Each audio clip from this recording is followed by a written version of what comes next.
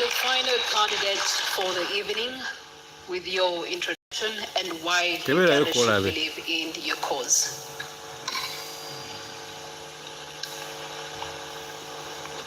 Thank you, dear moderators. Let me take this opportunity again to thank all the Ugandan citizens who are seated in this room and those who are watching us. I'm called Gregory Mugisha Muntu Oyera. I hold the flag for Alliance for National Transformation, whose mantra is values-driven leadership. We entered this race very well knowing the state of our country. For 63 years, we've been in a vicious cycle. John Museveni being the 9th president. Regime after regime, promises are made, promises are never fulfilled. And we reached a point where we believe that there must be something up there that causes leaders to get up there in spite of the promises that they do make. What makes them drunk to a point where they lose direction, fulfill promises, they trample on citizens, and unfortunately at this point in time we have not even had the experience where one leader hands over power to another. That's sad. Some of us had hoped that we would see the breaking out of that vicious cycle. What here? Where we are not so sure whether that will be or not. We keep on struggling. We hope that we'll see that at some point. We've been moving around the country now for about 2 months. The state of our people is quite frightening. Joblessness, the levels of joblessness of the youth, the depth of poverty that you read on the faces of the people, and even what they express. The lack of drugs in hospitals, government hospitals, and very well knowing that there are those who can't afford private hospitals, which means they can't afford the bills, which means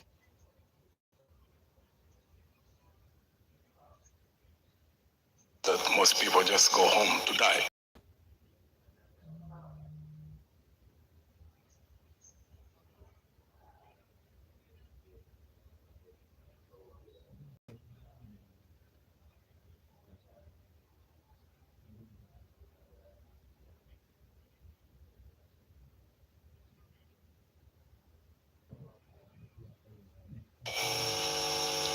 Getting jobs, and the response has been uniform throughout. I've not been to any district where I've got a response that you can do an interview, and when you succeed or you are the best, that you can get a job unless you know someone, unless you pay a bribe. That's quite frightening, that government jobs can be sold. So the people out there who still believe that General Museveni should continue, I've been urging them on the campaign trail that considering that state of affairs and the frightening levels of corruption in this country, we lose 10 trillion Uganda shillings, that's about 2.7 billion United States dollars every year, that they should reconsider. General Museveni should just simply be retired peacefully on 15th of January. And I've been urging them to look amongst the 7 of us and select one who can lead this country from the vicious circle in which it is, the mess in which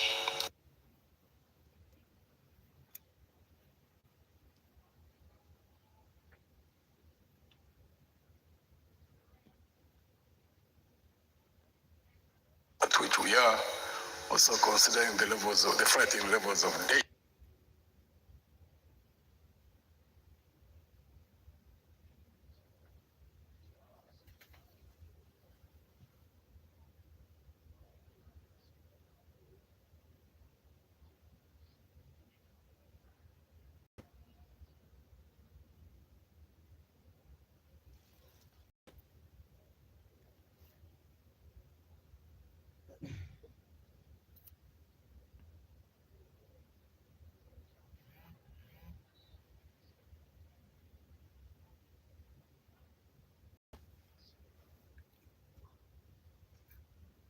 Obangirire ddala mujje bimuwonge. Kyandowooza kiri ku Wi-Fi.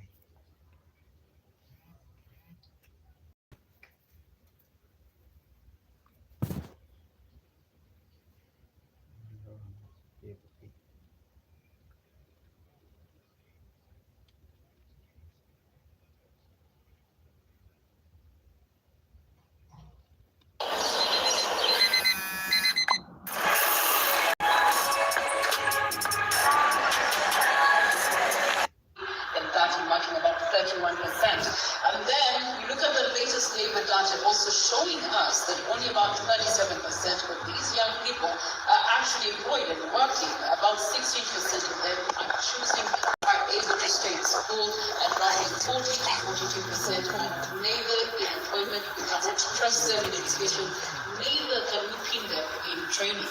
Youth unemployment is standing currently at 16.3% compared to the 11.7%. Overall, when we look to the female perspective, their youth unemployment is also mostly higher at 20%. So figures do go on, but each year about 700,000 people do enter the labor market, but only about 34% of that figure is actually absorbed in jobs. Candidate Frank Muller, given these realities, what measures beyond the national employment strategy, beyond the national development plan, all that we're currently running as a country, will you implement in your first 3 years? 1, to raise job absorption well above 34%. 2, cut the youth leave rate by at least 10%. And then 3, to ensure that the additional jobs being created are decent, they're formal, and are creating opportunities rather than incurring a lot of pressure in the informal sector. Yeah, thank you so much. First of all, surely poverty is everywhere, but our case as Uganda is so worrying. Just as I said, we can speak a lot, but the biggest problem of Uganda is Mr. Museveni and the system of governance. Those are the 2 biggest problems, bringing about youth unemployment, growing at the fastest rate, and people losing hope in their country and in the future. As the Revolutionary People's Party, under the new federal regime, remember after 15th January next year, in the next 2 weeks, Uganda will be announced as the new Federal Democratic Republic.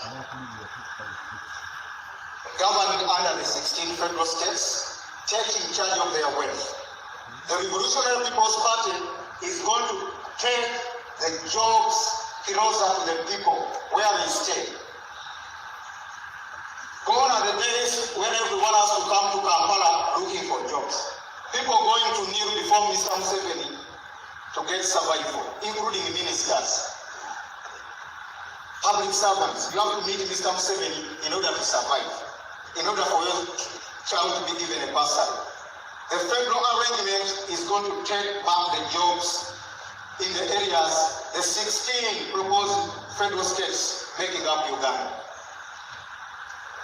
First of all, we are going to introduce the Federal Economic Empowerment Program.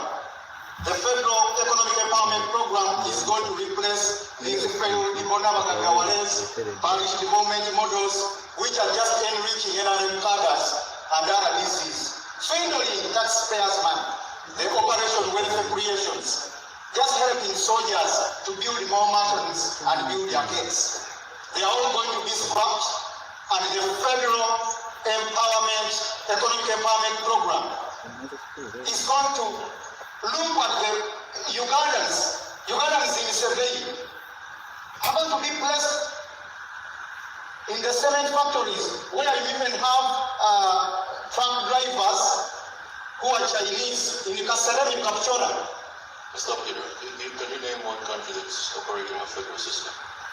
UAE, Germany. Which ones of those are just under 63 years? That's about UAE and its background. There was a time when Uganda was far ahead of UAE. You remember that one time Idi Amin Dada gave food aid to UAE when the current president was the father of the current Sheikh Al Maktoum. He gave UAE food aid, plus the little soil UAE has. It was taken from here and mixed with the sun. UAE, every tree in UAE and grass has to be irrigated in order to live for a day. I worry. But it is the capital city of the world right now. Uganda would be so far better if we had gone federal. I worry you might not know that much about federalism, because the best example, According to you, the United States of America, which is operating on a federal system.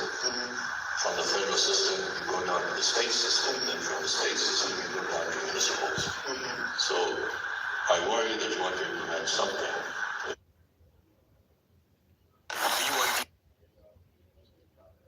the king of Dubai is my good friend Sheikh Al Maktoum, and the president of UAE, Sheikh Nayan. So it is a live example. My second home is in UAE.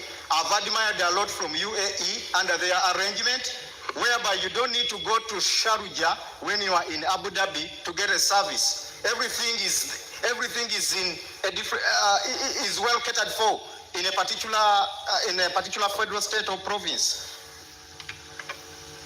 Provinces are competing. When Abu Dhabi builds a big skyscraper, Dubai will bring Burj Khalifa. When Al Alain does this, in the end, the country ends up developing. In Nigeria, you don't need to go to, if you are in Lagos, you are contented. You don't need to go to Abuja. You don't need to go to Kumasi. So, Kumasi is in Ghana, but thank you. You have run out of time. Thank you, Mr. Bulira. As you can imagine, it is going to be a very heated conversation, and if I do jump in, my credentials might permit me to do that. On to the next candidate. Let's look at Mr. Joseph Mabilizi. Quick question, Mr. Mabilizi. Are you familiar with the Malabo Declaration?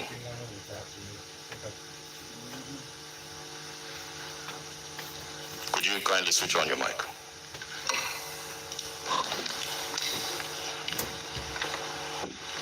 Are you familiar with the Malabo Declaration? So many declarations has been done. That is a yes or no question. Which one do you mean exactly?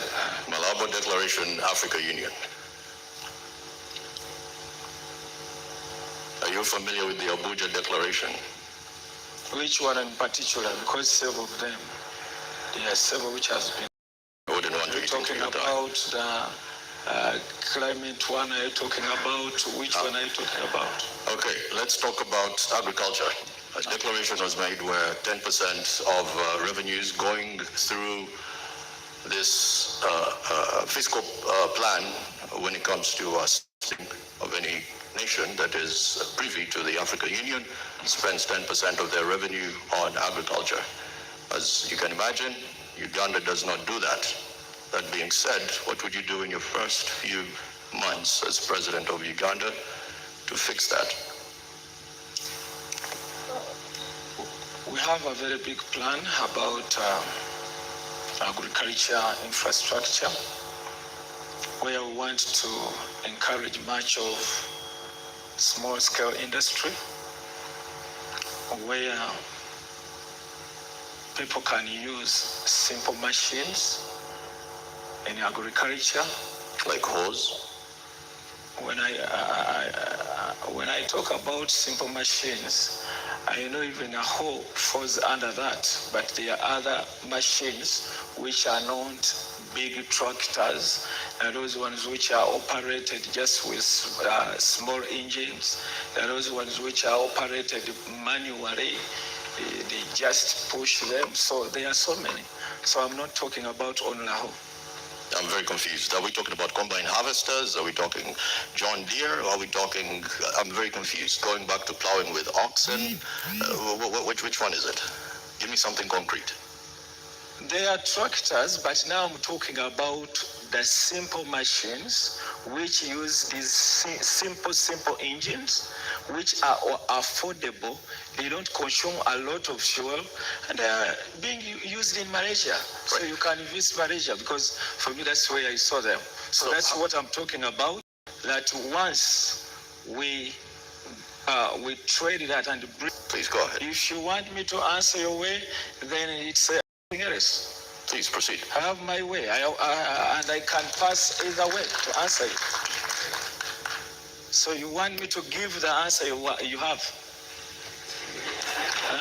I have my own answer. So, I told the person who contacted me that let me hope you are taking me into a debate, not something like questioning you. Then you answer this, someone asks another question to take you off. So, what I was saying, there is a need to get that into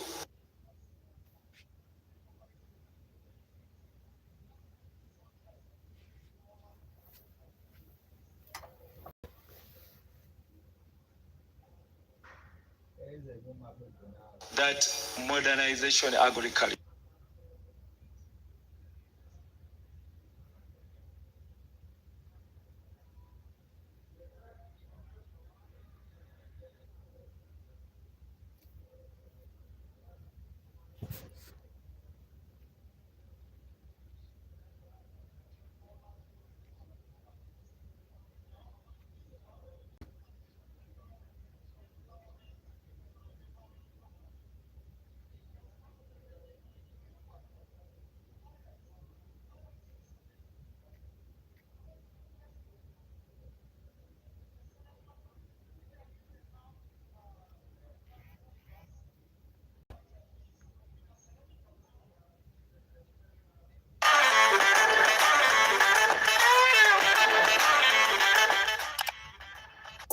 Some choices aren't you.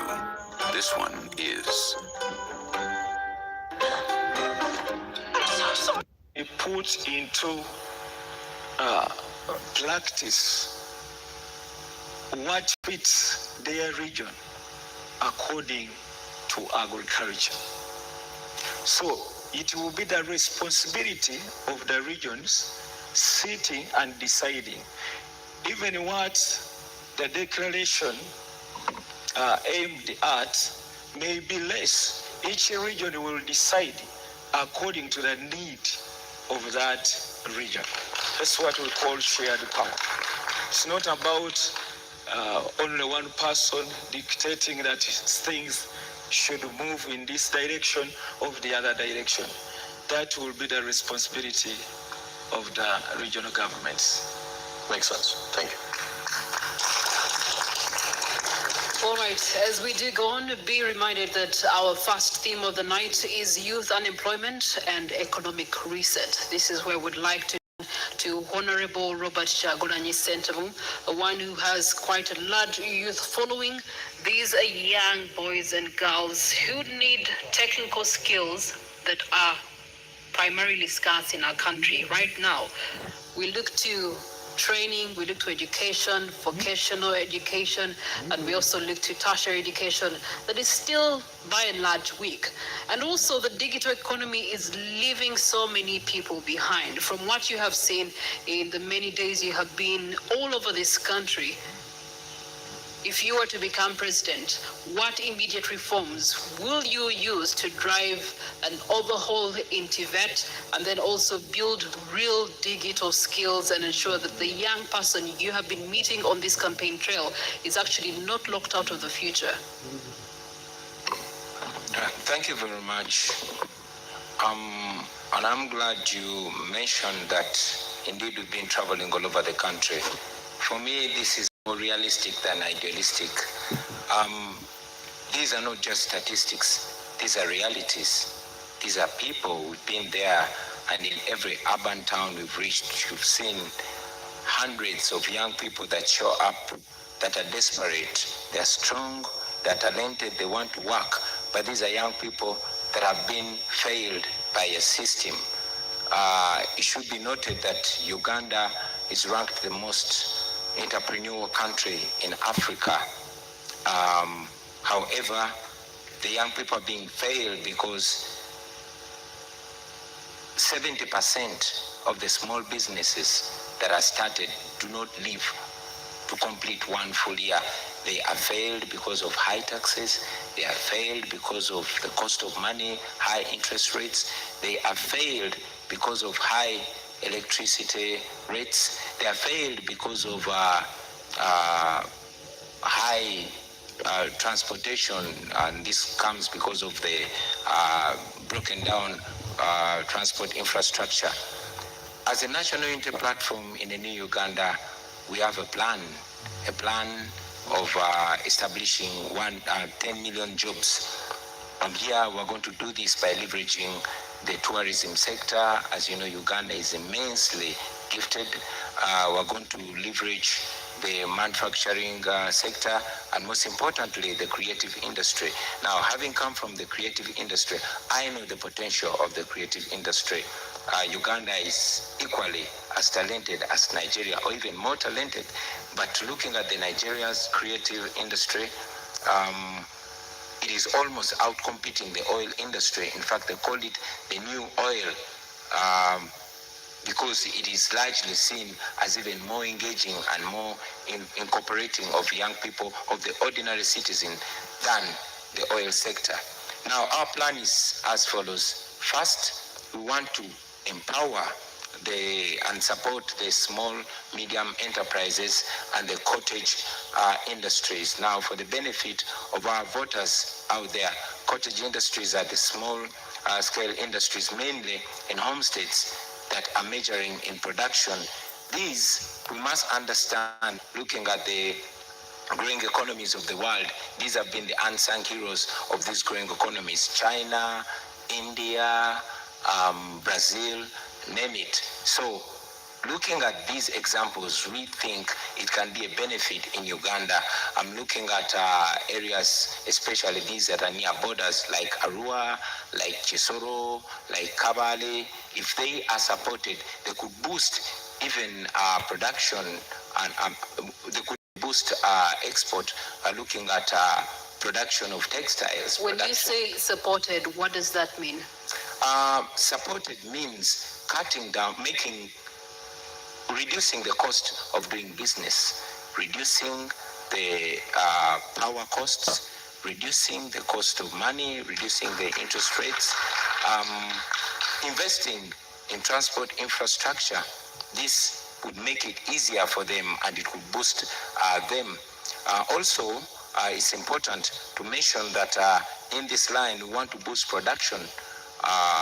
In our manifesto, we presented our school feeding program, where the government is going to be feeding children at school. Now, the people that are going to be supplying these foodstuffs are going to be the ordinary citizens, and in the new Uganda, the government will work with the parent teachers associations, the PTA, to ensure that they identify not only the most vulnerable, but also the most trusted and competent suppliers, the eggs, the wheat, the rice, the flour, to feed the children.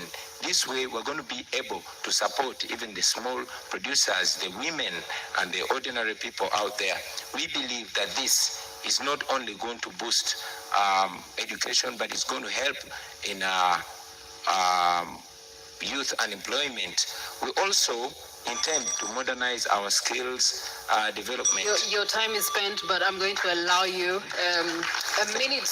You have made recognition of manufacturing and tourism. These are high level in terms of strategic for any presidential candidate. Leaders have been describing it as Uganda's economic growth. However, there's one structural problem that still hinders both sectors right now, and that is unreliable power supply and high electricity costs. What's your solution? Well, the high electricity costs can be renegotiated. As government, we can go as far as renegotiating with Bujagali to ensure that the power comes.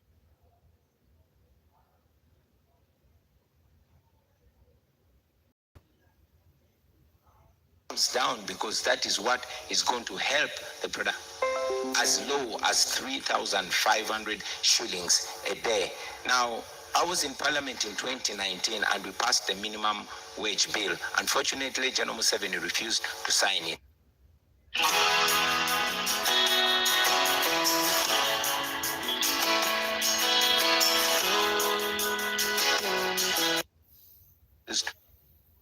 To sign it. Now, we are going to reintroduce it in a new Uganda, and I will sign it because I will be president.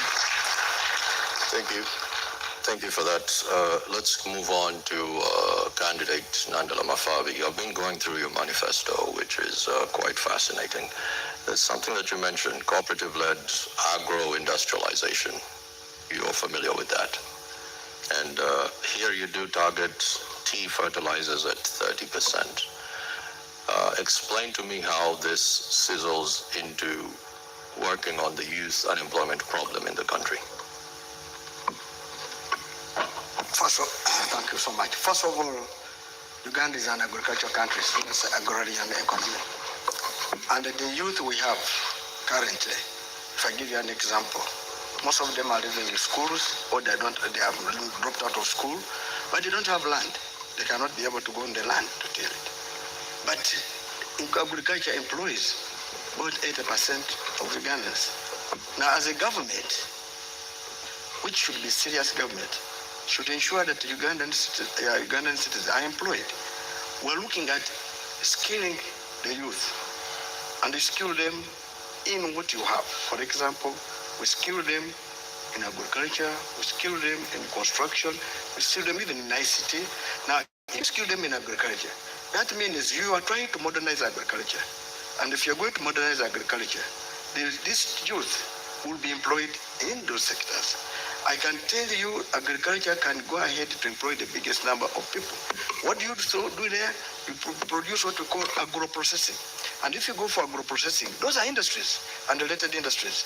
And when you bring agro-processing, the youth who have studied or who have not even unskilled ones, but you can skill them, will go and work in agro-processing. And that's creating jobs. And I can assure you the biggest now where we can create jobs currently is in agro-processing, in the agriculture. And Uganda has an advantage, as I said, God has given us the best weather. You can grow anything. Now, for example, here we used to have 4 cash crops. And the cash crop meant where we used to get cash. That was coffee, cotton, tea, and tobacco. And the cotton you have raising, it is gold. The cotton is called white gold. Now, what has happened? You talked about tea. The tea is called magnetic money.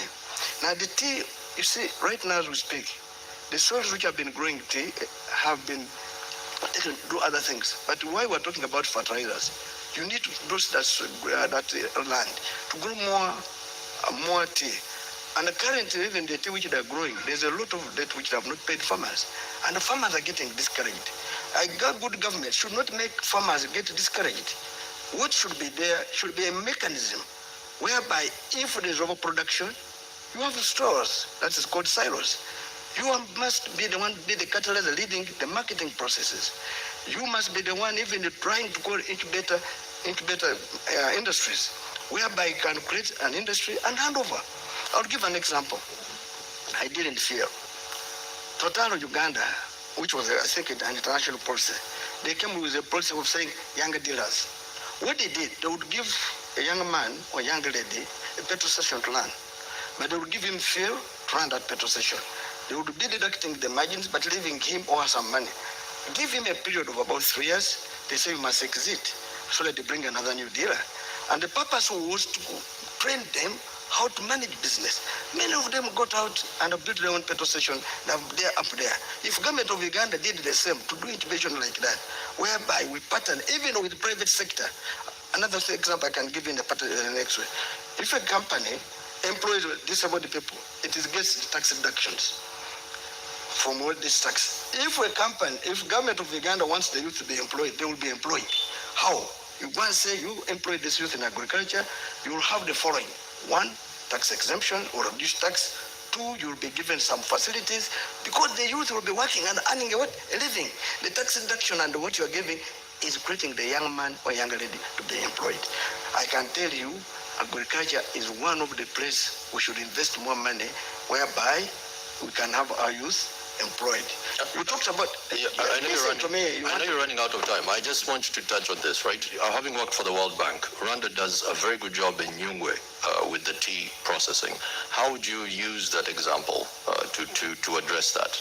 I just want you to help us on that. That's actually a positive, because I'm listening to a lot of sense here. Come again? Rwanda is growing a lot of tea in their Nyungwe plantations, and you, having worked in the World Bank, I know you use a lot of case studies.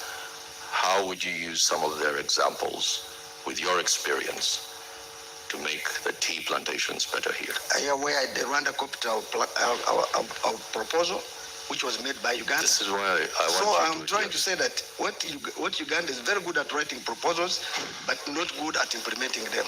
I am trying to tell you that this, what I'm raising, can be done. Tea can generate money, tea can generate jobs. Because I'm saying that when we, first of all, the tea farmers will get money. The processors will get money. The transporters will get money. What I'm trying to say that if our target is to invest in the tea, which we are putting in our manifesto, those tea growing areas, we have talked about subsidizing fertilizers, putting, you see factories, when you're trying to do a factory, you lead.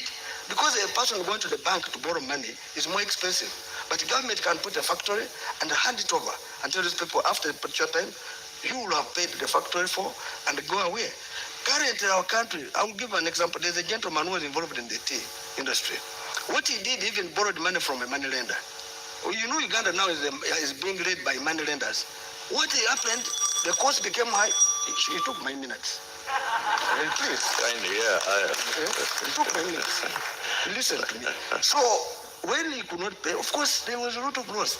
Our country has been done in such a way that cost of capital is too high. And because even the reason why cost of capital is high is because of government. The biggest borrower is government. So it crowds private credit. And so when someone goes to the commercial bank to borrow, they will say, no money, or they give you at an expense, maybe with more conditions. Now, what I'm trying to say, in the tea sector, if me become the president, I will tell you that it will be a deliberate effort to put industries, to put processes, so that credit, which should have been somebody going there, will be given by government beyond leading it, so that we create jobs in that sector. Fertilizers will be given on subsidies. And I can assure you the tea sector is the best now, because initially we had 4 of them, 4 ranking in. Tea can even overtake coffee. But of course, coffee is still higher. In the current situation now, it is coffee followed by tea. Now we're getting a lot of money from tea, but also the marketing processes are being driven wrongly. Government should lead in this process.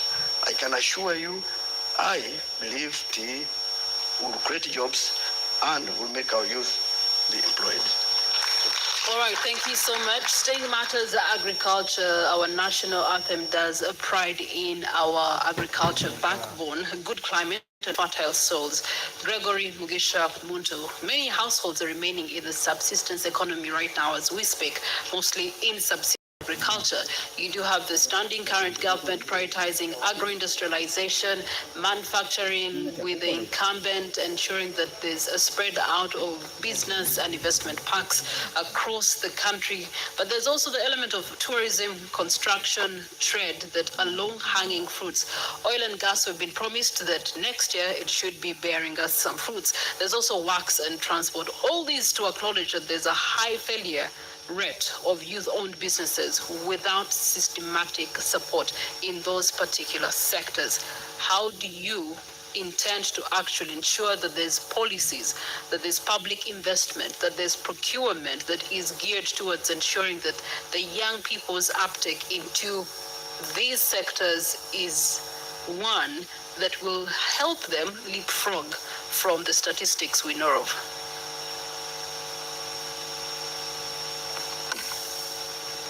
The measure of development of any country must be reflected in the development of the people first and foremost.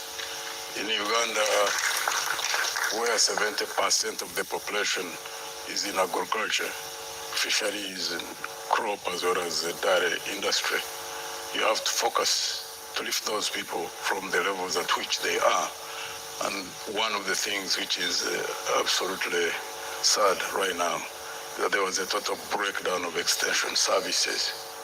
And also, credit is very expensive. Other than PDM, which is touted all over the place, which is only 1 million, it cannot help farmers who want to invest. One, raising money for quality seeds, buying fertilizer in areas where you find that the soils have got depleted, and then buying pesticides for spraying of crops, and also the use of machinery, either tractors or ox plows. That requires capital. And most of these peasants don't have access to capital. And all cooperative unions were literally broken down. It is very amazing that there is actually one fund. It is small, it's not big. The agricultural credit facility, which is given by Bank of Uganda through commercial banks. In the 74 districts where I've gone, I have asked in about 8. It's only in one district of Mwea where only 2 people raised their hands who were aware of such existence of such a fund. Now you can imagine, it's an agricultural country. There is a regime which touts PDM, which is on 1 million. And yet the fund which could have helped those who are in agriculture would go into agro-processing. People are not aware of it at all. And it's at 12% per year. Farmers cannot survive on borrowing from commercial banks or borrowing from SACCOs at 30%, 35% and above. It simply can't happen. And therefore we propose to increase agricultural credit and expand it and sensitize people, and also ensure that we either direct or work with the private sector to establish tractor hire services in areas where they still have large chunks of land. That is only in Lango, Chacholi, Teso, where you find peasants who still have, or subsistence farmers who still have about 10, 15, 20 acres. Now the other areas where people are still on about 1 acre, 2 acres, that's a totally different approach that will be used. And there also needs to be cheap credit in terms of low interest rate, long-term repayment period for agro-processing. Because agro-processing, once you establish industries successfully and expand them, they become a market for those who are in subsistence farming. And also in the area of tourism, low-hanging fruit. But Uganda is one of the countries in the region which doesn't advertise Uganda or market Uganda. I think the countries which aggressively market the countries is Tanzania, Kenya, and Rwanda. Uganda has entries about 1.2 million tourists who come in. Kenya, Tanzania has about 2.5. If Uganda was able to advertise itself, considering the beauty of this country and so many opportunities that there are in terms of tourism, and increase that rate from 1.2 to possibly about 5 million people, the employment and the levels of opportunity that there would be, those who would be expanding the beds in the country, those who would invest into cottage industries, because that would also be a market for agriculture and those who are agro-processing. If you get like 4 million tourists coming into this country, a great market for those, someone who is producing yogurt, someone who is growing carrots and cabbages, someone who is packing rice, someone who is all nature of things. Uganda has not, I think they are sleeping on the job when it comes to tourism. In that regard, this regime, it would be our intention to ensure that we fully exploit the area of tourism, because it's not called a low-hanging fruit for nothing, because investment doesn't take a long time. Marketing itself, once you have skilled advertising, Uganda, there are so many Ugandans who are skilled in marketing, we can increase the tourist entries significantly in a 5 years' time, and it will be a very big area for employment of the youth. In your ANT manifesto 2026-2031, you are also very big about monitoring and evaluation of the manifesto you would have put out should you become president come 2026. What would be the indicators of success for the things that you have mentioned, particularly increasing the agriculture credit and also creating markets beyond our borders? One of the things that we really want to target and aggressively pursue is the area of corruption. We consider it as public enemy number one because we lose 10 trillion Uganda shillings, that's 2.7 billion United States dollars. And if you tackle first and foremost grand corruption, you know, where there are contracts for roads, contracts for water, contracts for energy facilities, where there are hundreds of millions of dollars which are lost, and you crack down, because we in our own party, we believe that if we dedicate effort, in a span of 2, 3, 4, 5 years, you can reduce the loss through corruption of 2.5 billion. You can save about 70-80% of that. Reinvest it into the sectors which are needed, education, health, and also areas like I've already talked about, like in tourism. One, education, it may take a little bit of time to bear the results, but it's the highest form of wealth for any country that wants to develop. Because we are clearly aware that even countries which have nothing, not even one single mineral, when they invested in education, high quality education, skilling their labor force, and of course with good political management of those systems in such countries, some of them have developed. Example we keep giving is Japan. Now consider here, if you invest in good education, invest in having a healthy workforce, and also invest in agriculture having food security, and also having citizens who are well fed.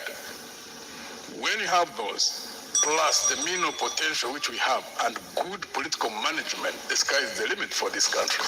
And the sky is the limit for your time. Thank you so much, Gregory Mugisha Muntu. We're going to take a short break. As we do so, please be reminded the hashtag that we are running with is NTV Presidential Debate 2025. And we are running on NTV as well as Spark TV, and we are streaming live across the social media platforms, mainly X as well as TikTok and Facebook, and our website. Now, there is a poll that is running. Which part of the debate is interesting you the most? There's finance and economic growth, there's health and education, there is also security and governance, infrastructure development. Now, just to extract a few comments that are coming in from our online audience, thanks NTV for preparations. Page 35 manifesto, 4.2 clean water for all, national unity platform shows interest of reducing the cost of 20 liters to 10 shillings. And there's a question there on the possibility in an economy where 50 shillings is no longer in circulation.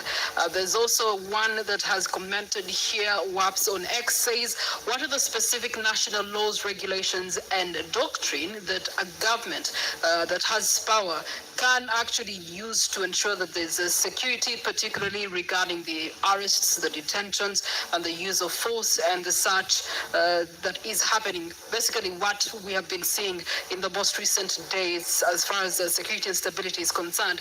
We also do have Waha on X when he says, when the economy is stable, security will have the funds for defense, education will be funded, infrastructures will be built, and the health will have enough drug supply, meaning the well-being of the citizens, boosting the growth of all sectors. At the end of the day, he believes that economy is the key for him. Thank you so much for your voices. Keep them coming. We take a short breather. We return shortly.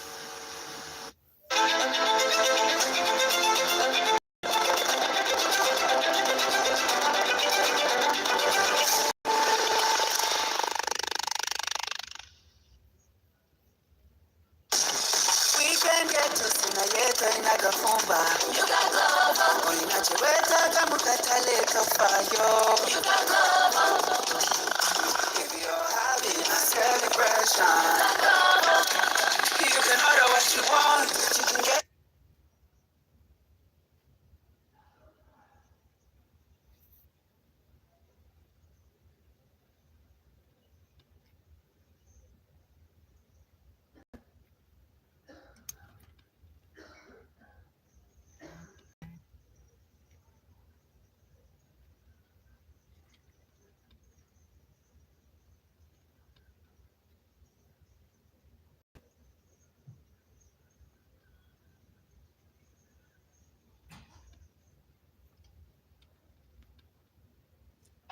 shape our destiny and build a peaceful and prosperous Uganda with happy people. This message is brought to you by the Uganda National NGO Forum, empowering citizens, strengthening democracy. In 2024, Uganda recorded 37,000 new HIV infections and 20,000 AIDS-related deaths, a situation that calls for collective efforts if the country is to achieve its target of ending AIDS by 2030. Infecting. Second counts. Let's act now. Second counts. Let's act now. This message is brought to you by Uganda AIDS Commission, Office of the President.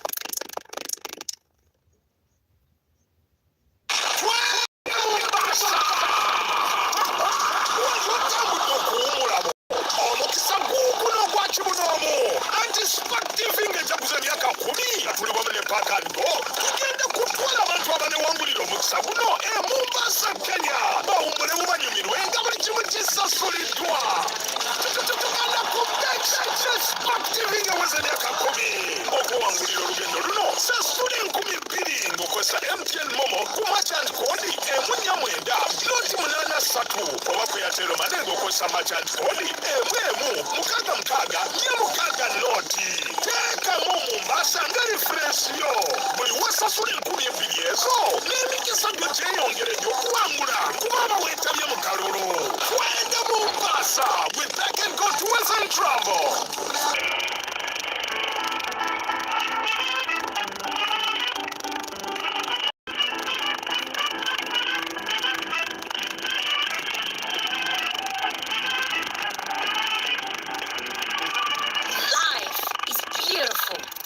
Care pads. So fit, so right. Everyone knows me as Zari Boss Lady from Natural Cotton. Really developed.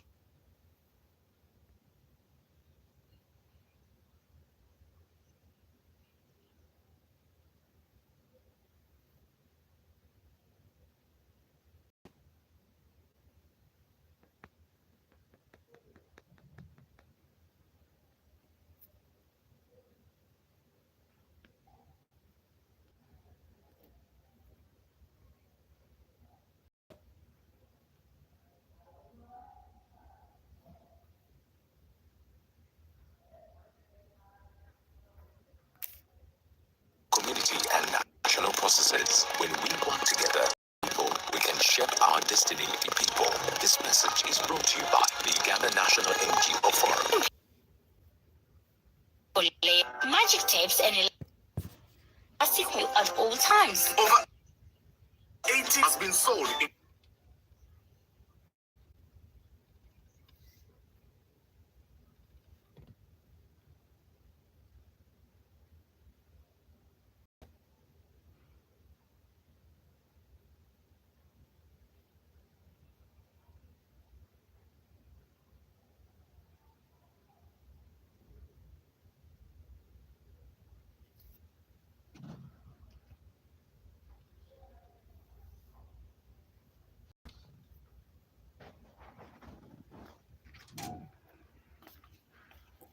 Mr. Bulira. Bukulidde. Eno wali mukutereza.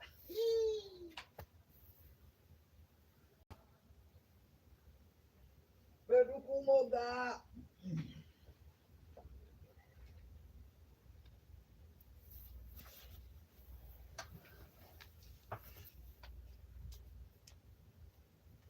Okay.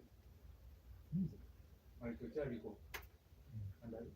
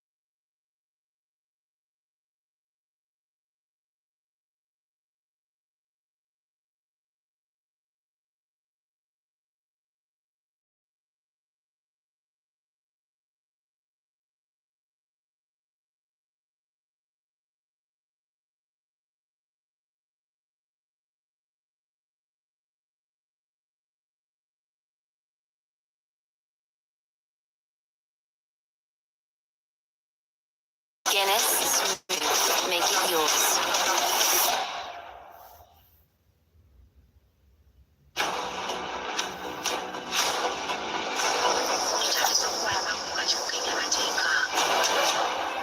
Okusobola okutuusaako ebifudejo tobadde kitwetagisa okwetegeka okw'enjawulo nga kulimu n'okwewunda tujja okusimbula nga ddala weewaawo abasasi baffe tetubava ku lusegere nga wamma twetegereza ebyo bye basase tusobole okubikutuusaako nga ddala naffe tusoose kubikubaganyaako birowoozo bwe tuba tweteekateeka tufuba naffe ng'abaga kusomera okwongera okwojwaza obwongo bwaffe nga tuyita mu kwongera okunoonyeza ku ebyo abasasi baffe bye baleese.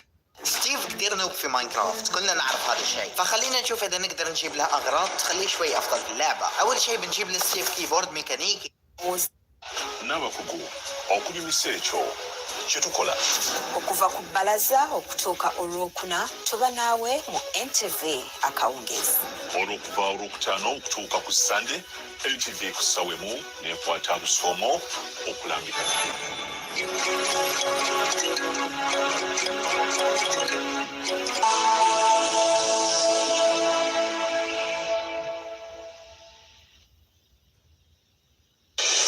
uganda eyogera nga amaloboozi g'ebyobufuzi gasaanikidde buli wamu omulimu gwaffe gwakuwuliriza n'okusengejja n'obwegendereza amazima gwe musingi ogutuwaliridde buli kyogerwa tukyekenneenya buli muwendo tusooka kulowula okujjayo amakulu gaagwo. Okusukako ebyo byogerwa mu campaign tugenda kubatalaga ebitundu ebyenjawulo nga twekenneenya oba nga ddala enteekateeka za gavumenti zikyusa engeri abantu gye balondamu n'okutuukiriza ebyetaago by'ebitundu ebyo nga twolekera akalulu ka 2026. Buli kakiki kikankizo buli bibalibwa bya nsonga awo weweesigira omusasi waffe asukka waakoma. Ebifo ebironderwamu nga bigaddwa obululu nga bubaliddwa tusigala nga ffenneeza eyesigika okutuusaako ebyo ebitali mu kuteebereza. Otukuwa amawulire era bwe gabadde obutuufu bwago. Okumanya kwo n'okutegeera kwo kye kiruubirirwa kyaffe. NTV News, the full story, the trusted voice, and uncompromised.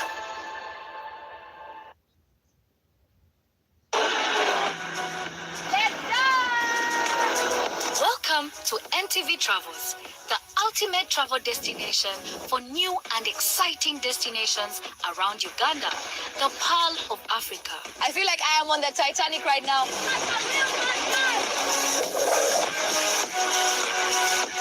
A country that is blessed with amazing fauna and flora. We are on our way to the day game drive. My team has been awake for some time. We are taking over Queen Elizabeth National Park. So heavy. Explore the vibrant culture of bustling cities. Abambarara Murimuta. We are on our way to Rubirizi district. We are in Ibanda district. Shout out to my lovely hometown Soroti. I am in Jinja currently with my entire team. We are here to conquer every part of Uganda. We finally made it to Lake Nkugute. Explore an abundance of world-class hospitality. This lovely gentleman. Discover the breathtaking beauty of mountain ranges and walls that tell stories. You have to take off your shoes since it is some sort of temple. And relax in the serenity of tropical beaches. We provide you with the ultimate travel experience that will stay with you. We are going ziplining.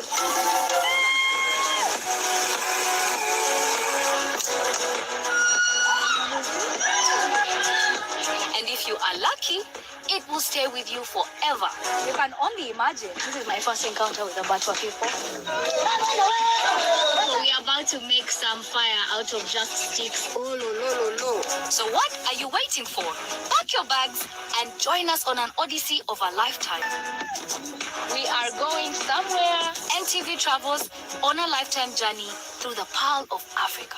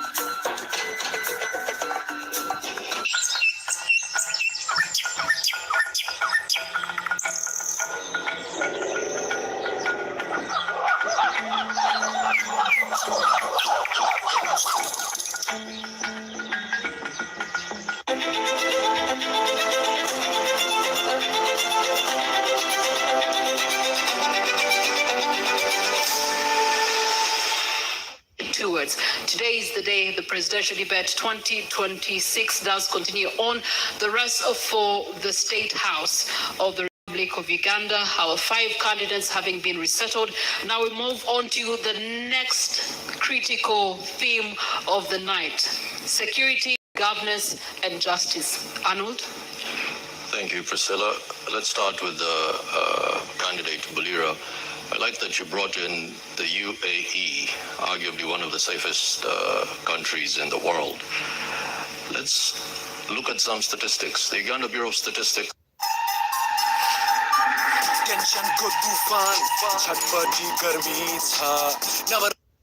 Statistics. With such data, what would you implement to make sure that Ugandans feel safe and ultimately attract foreign direct investment to the country? Thank you.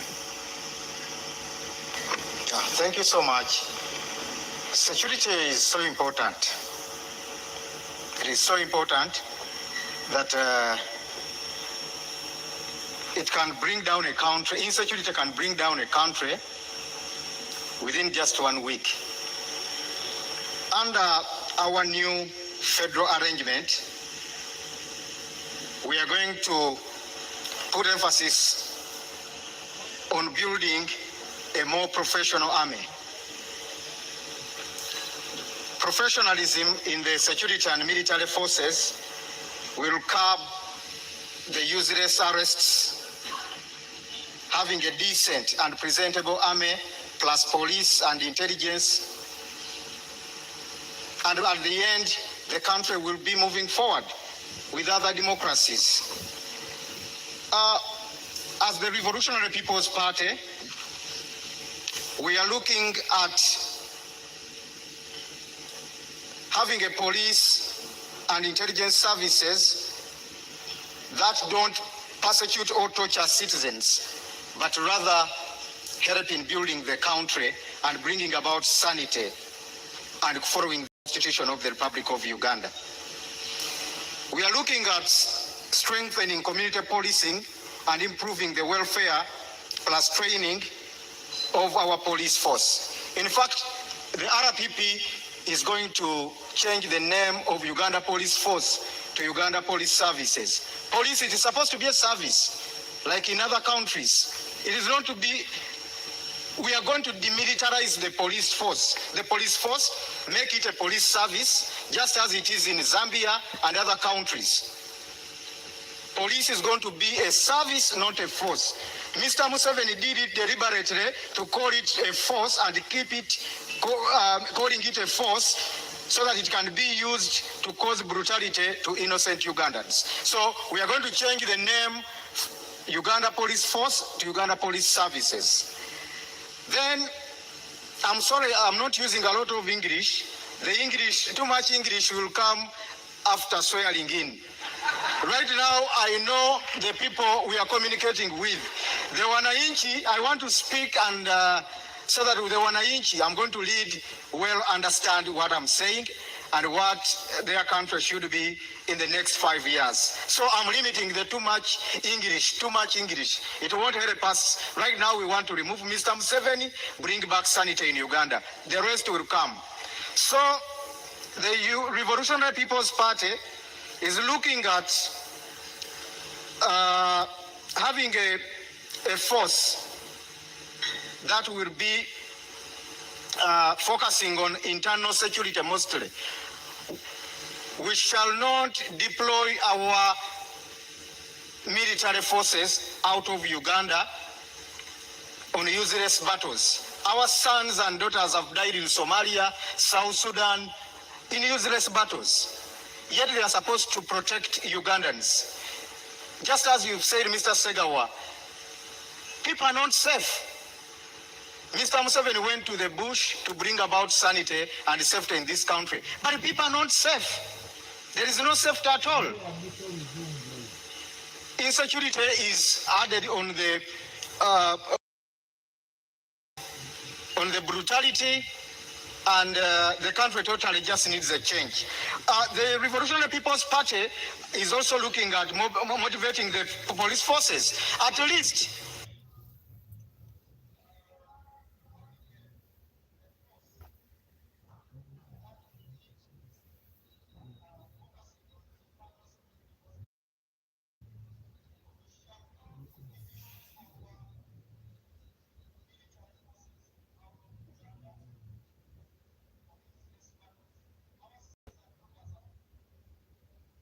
Kiki ekyakutuuseeko gwe mister?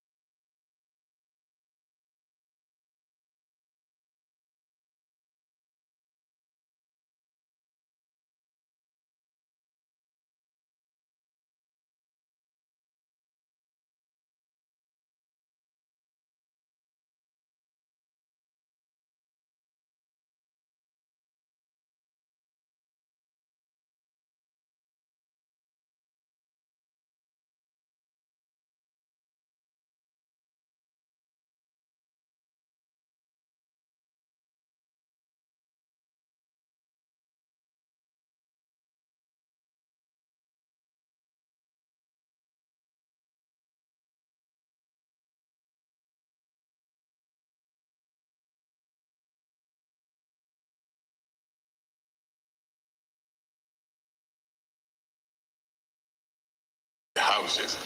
If they stay out, because of the desperation of the people, they steal those animals. Now, when there's that nature of insecurity, even if you have 500,000 police officers on the beat, you are not going to control people who are desperate, who need something to eat. And the only way you can tackle that form of insecurity is to invest in the lifting of people from the levels of poverty where they are and ensure that they have got the means to cater for themselves and their families. Two, issues of justice. I hear those in the regime normally talk about peace, talk about stability. Peace is not the absence of conflict, it's the presence of justice. So justice and stability and security are more or less interrelated. Now, if you use the army, police services, and intelligence services in a state where there is no justice, yes, you can clamp down on people, but know that you are creating conditions for an ultimate situation where there will be an explosion. Basically, it will be sitting on a time bomb. And we have seen countries which have effectively done that, clamp down on people because of the police and intelligence services maintaining control over the grievances of people. But normally there's an explosion. That's not a direction we should be moving towards. And therefore, under our government, one would want to deal first and foremost to ensure that there is a leadership that follows the law, the Constitution and the law. Because that's also a form of security for those who are in power, and also those who may not be in power. But once there's that realization in those who are in power, that you must operate under the law, then it secures you in the sense that you don't even fear to leave power. Because when you leave power, when you have been operating under the law, you know that you are in the clear. You are not going to be harassed by anybody in terms of reprisals. So to us in Alliance for National Transformation, that's key. As they say, a fish arose from the head. You must have a head up there that is able to understand the dynamics of governance, the dynamics of security, the dynamics of creating an environment in which the best Ugandans who are in those forces, like in the army, there are many Ugandans out there really who do the best that they can, but because of wrong political orders, they are exposed to doing wrong. It's unfortunate, it is sad, but I would like to believe that we are almost seeing the tail end of that kind of situation in our country. Okay, they always say the fish rots from the head. Yeah. Let's borrow an example from our neighbors in Kenya. In 2010, they decided to change their constitution. One of the things that they were trying to remedy was the reduced presidential powers and also introducing stronger checks and balances towards governance and democracy. If we were to elect you as president on the 15th of January, how would you treat the current standing constitution as it is and the powers that it gives you as president on the day that you are inaugurated? One of the things that we want to ensure that is processed and reestablished within the Constitution is the question of term limits. However, constitutions alone are not the issue, because we have had many countries where they have been the best constitutions, but they are always overridden. Why? Because of the culture. That's why we keep concentrating on ensuring that we get the men and women who not only talk about these issues of governance that we talk about. The Americans say talk is cheap. Any of us can say about the things that we say. Culture, to change culture. Get people who are in leadership who are acting out of conviction. If you don't get people who are operating out of conviction, I mean, who can't market oneself? We've seen that happen in the last 63 years. That's why our focus is beyond removing what we don't want. We must focus on doing that we want. That's why we focus all the time in Alliance for National Transformation. Because we've seen regime after regime leaving power and we remain in the same vicious cycle. There are many Ugandans, every sub-region, every religious group, really who care about people, who care about the country. So if we have men and women in a team at the national level, I operate in teams. If it's the will of God and the Ugandan people trust me with power. I operate in teams. If a thing we do is get the men and women in all those areas, every ethnic group, every sub-region, every religious group, to ensure that the best are at the core of the management of this country. And then you change the culture. All right, your time is first spent. Thank you so much. Thank you. Honorable Candidate Chagulanyi, you've heard, I want to ask you a quick question, yes or no?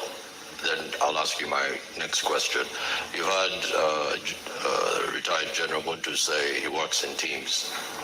If you were inaugurated on the day, would you be happy to work with anyone on that podium? Yes. Okay. My question is, given that 14 to 17 Ugandans still pay bribes, over 88% see corruption as a concern, tell me, what do you see yourself doing to change our corruption perception index where we sit at 35? I mean, it's terrible. Please ask the question again. So right now, the statistics do show that 14% to 17% of Ugandans pay bribes, and 88% of those see corruption as a concern in the country. What would you do to improve Uganda's corruption perception index, which is terrible? Thank you very much. You see, before we find a solution, it's very important for us to analyze the problem. I think it all begins and ends with leadership, and Mildred mentioned it a few moments ago, that the fish rots right from the head. It all goes back to governance. It all goes back to the political will to fight freedom. As we stand right now, the Inspector General of Government, the IGG, Mulyagonja, mentioned some time ago that the big fish in corruption are always pursued and they hide behind the president. We are in a country where the head of state is the chief priest of corruption. You have seen scandal after scandal, and all the culprits of corruption are protected by the head of state. You saw Anita Among, the current Speaker of Parliament, sanctioned internationally because of corruption by being protected by the head of state. Just a few days ago, a person that the court actually said had a case to answer on corruption, a minister called Lugorobi, who was cleared. Meanwhile, on the same day, other people were being arrested. There was allegations around Parliament, allegations of corruption, and the leader of opposition, who happens to be in presence today, wrote to the IGG to investigate those cases, and the IGG went to mute. You have seen scandal after scandal in Parliament: 40 million bribe, 50 million bribe, 100 million bribe, all in exchange for the passing of classified money to be used by General Museveni, etc., etc. We have demonstrated our stand on corruption with the little power that we have, and we indeed continue to commit to Ugandans that as president, I will lead by example. When the president fights corruption, when the president observes zero tolerance to corruption, it goes down to the ministers, goes down to the permanent secretaries, and all the way down to all government officials. Our commitment will be zero tolerance to corruption. We've demonstrated that, and we will ensure that anybody that puts their hand in public money, the hand will not come out there, but the neck will go there as well. Thank you. All right, thank you so much, Robert Chagulanyi. Nandala Mafabi, if you were to become president, how will you change what Mugisha Muntu referred to as the culture? So there's the command culture that we're seeing right now. There's the oversight of security forces. And in the most recent days, as has been pretty much the last 3 electoral cycles, we have seen infringement on rights and freedoms and a fair playground for all the 8 candidates in the race. Right now, you were 8. You've been able to see what has happened to Mwami neighbor, Robert Kyagulanyi Ssentamu there, as he was traversing areas of Mukono, Kayunga, the tear gas, and some people, as we speak, are not here with us today simply because of that. If there were some people in your government that were not happy with how you were doing things, how would you deal with them? First, to begin with, security is a cost. Currently, the budget of the current government, security is 9.7 trillion. 9.7 trillion. Instead of creating jobs, we're investing money in what? Security. And purposely to protect an individual. If you went now on the street, the security you'll get there is not of a gun. You will get an security of somebody wanting to find something to eat. And that's what we're saying, first and foremost, to deal with the insecurity, you look at 3 things. The poverty, the inequality, and injustice. If people have what to eat, they will not be on the street. There will be less cost in security to police them. If there are inequalities, people will want to have equality. And as a government, you should ensure there is quality. Even our constitution is very clear. A country must be developed equally, where those who are less developed are given a special consideration. And this also brings a problem. Injustice. You treat others differently. Others who don't obey the law. Is very dangerous. So what will happen? A good government should follow the rule of the law. And the rule of the law means everybody is equal before the what? The law. Currently, let me go ahead a bit, then I come back to the security.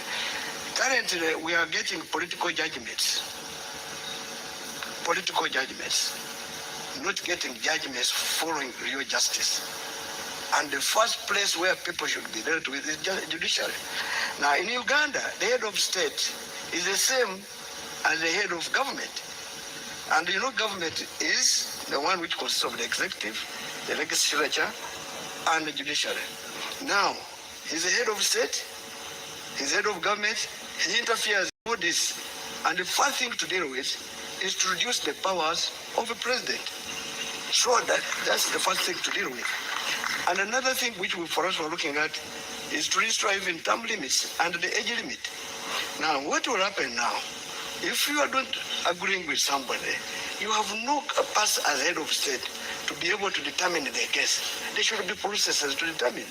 And the judiciary should be the one which works. The parliament should be the one which also works. And of course, the executive controls the police should be the one which works. I believe if police will a real police force, which is supposed to protect the citizens of Uganda, to maintain law and order, it wouldn't be the one to fight the citizens. And that's what we're saying. The police should be a professional police. That applies to the army. The army should be the army which is a professional army, not an army which comes to terrorize citizens. Okay, allow me to interrupt. On that note, if you were to take over power, there's already a backlog in our prisons right now. 89% of citizens are aware of their right to seek justice, but only 17% are able to claim this justice and claim it in time, with only 15% knowing about the free legal aid in their sub-county levels. What are the top 3 justice sector reforms you would actually prioritize in order to deal with the backlog, especially for political prisoners, and disposal of targets, ensuring that there's fairness and justice is delivered in real time? Yeah, that's what we're talking about, judiciary. You know, the judiciary does not function. If it is functioning, there are cases in those courts which are more than 20 years old, not decided. Now, those are both commercial cases and political cases. Now, political cases are basically for purpose of making a sitting government to infringe on the rights of individuals. So that's why the Human Rights Organization, the Human Rights Commission, should be one of those enforcing this. The most important is to give capacity to Human Rights Commission, give it capacity, give it resources, and be able to investigate human rights abuses. Number two, political prisoners, if you are in contestation of politics, it should also be decided in politics. There's no need to take your colleague in prison. If it is now like an election, allow him contest. Don't curtail anybody's rights. Three, access to justice.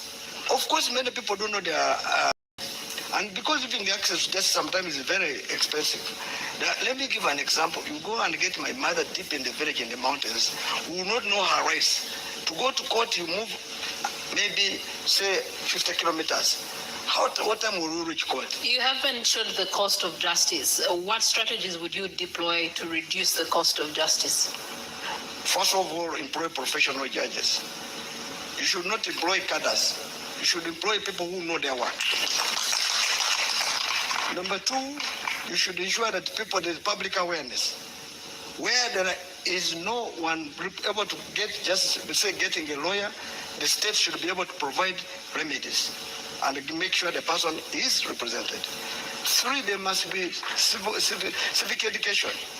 The civic education must be on radios every day, telling people that should you have this is what you should follow. This is where you should go. But here our radios are only talking about elections and PDM, what is not useful for now. This is very important, and that is a deliberate effort. You must invest in it. And of course, there must be also audit of judgments. The Judicial Service Commission, which is the one in charge of it, should audit these judgments to confirm if the judge was right or not. Because when I meet a judge, I'm meaning giving the magistrate grade 1, grade 2, grade 3 going upside. So we will need that. Also, the other one is we employ people who have not even investigated, audited. In Kenya, they did it well. Before somebody is appointed, the public talks about them. Some of these people we employ are criminals, and they're the ones doing this. Some of them are merchants. So these are the things we should deal with. The public should come out, be public hearing before somebody is employed in the judiciary. Thank you for that. Mr. Mabilizi, there's an act in a certain country called the Posse Comitatus Act, and it basically prohibits the army from operating domestically. From your approach of regionalism, how would you fix the Ugandan army? As we've heard, reports now saying that they will be responsible for protecting the vote after it's been cast, which is domestic approach usage. How would your regional approach address this? Thank you so much, Mr. Moderator. First of all, I want to arrest your fears. I'm going to start from the other end, not from where you want me to start from. You've heard me talking about regional governments. If you can recall, in 1980, there was a man called Mayanja Nkanji. Mayanja Nkanji, he could raise out his two fingers. The two fingers representing, number one, the government of peace, number two, the two governments. And those two governments, we are talking about the regional governments. And when it comes to regional governments, we are the CP, we are the architecture, the champion of federal. So we are talking about federalism, the tangible one, which can work to solve all the problems of Uganda. So in a regional government, where I've already told you that there is share of power, so the recruitment of soldiers, the policemen and so forth, it depends on the population of the region, or per region.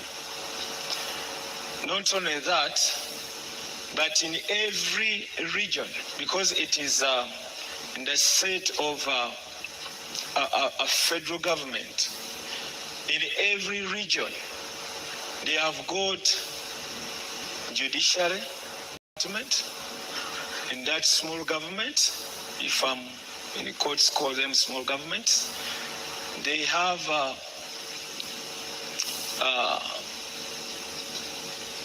a department which concerns with security. They have people who are responsible. They have ministers who can carry out different work in different departments. So with such a setting, you would have waved away or dealt away with only one man having all power on everything. So when you do that, the regional governments cater for their security because they are independent in their setting. These are federal governments. So they cater for their security, though they do work with the central government because it's a shared responsibility. It's a shared way of handling and working or promoting security in a nation. So once you have instituted regional governments, you will not have any problem with security. And when we talk about security, security starts with the citizens. هالاثنين دايم سوا سووا كل شيء مع بعض الين جت هاللحظة هذا each one has got to know his neighbor. Once there is any visitor who comes, so they get to know that so and so has come in. So with that, and having put judicial courts in all those regions, secured jobs for people, people have shared the power and responsibility, so you will not face any problem which concerns security. So we don't need to borrow any other kind of security abroad or looking at a certain government. We can just do our own here. Once we get to know that what can solve all the problems of Uganda is federalism. Without that, leaving power in only one man's hand, nothing can change. Thank you for that, candidate Mabilizi. At this point, Priscilla. Well, at this point, you are reminded that we'll be closing this debate at 11 p.m. And as we do so, we do believe that you have reactions, you do have some comments. We do have sector leaders in our audience this evening that would like to respond to what has been submitted of our 5 candidates. Equally, our online audience has some burning questions, and so we'll be interacting with you in a short while. Let's start on our final bend, finance and economic development. And I'm going to start with the man who has told us that on the race to 2026, he intends to put money in what? In our pockets. Hey. Okay, fixing the economy. Just one element, but one who is a financial advisory. What does Uganda need to fix the economy, with or without you as president, Nandala Mafabi? I think you are aware. Let me start from 1986. In 1986, our budget was 777 billion. Before removing the 2 zeros, 86, 87. And that budget was able to do a lot of work. You know, they did what they could. Even university students would study for free. Somebody would say it was only one university. Currently, if you remove 2 zeros, you get 7.7 billion. Right now, our budget is 72.3 trillion. That means more than 10,000 times. But what have we got? So all along this time, what has happened is what? One, wastage. We are talking about corruption. Is one of our main problems in this country. Every year, they steal over 10 trillion shillings. Now, when they are stealing that money, first it increases the demand on taxes. So that's why people have to pay taxes to cater for theft.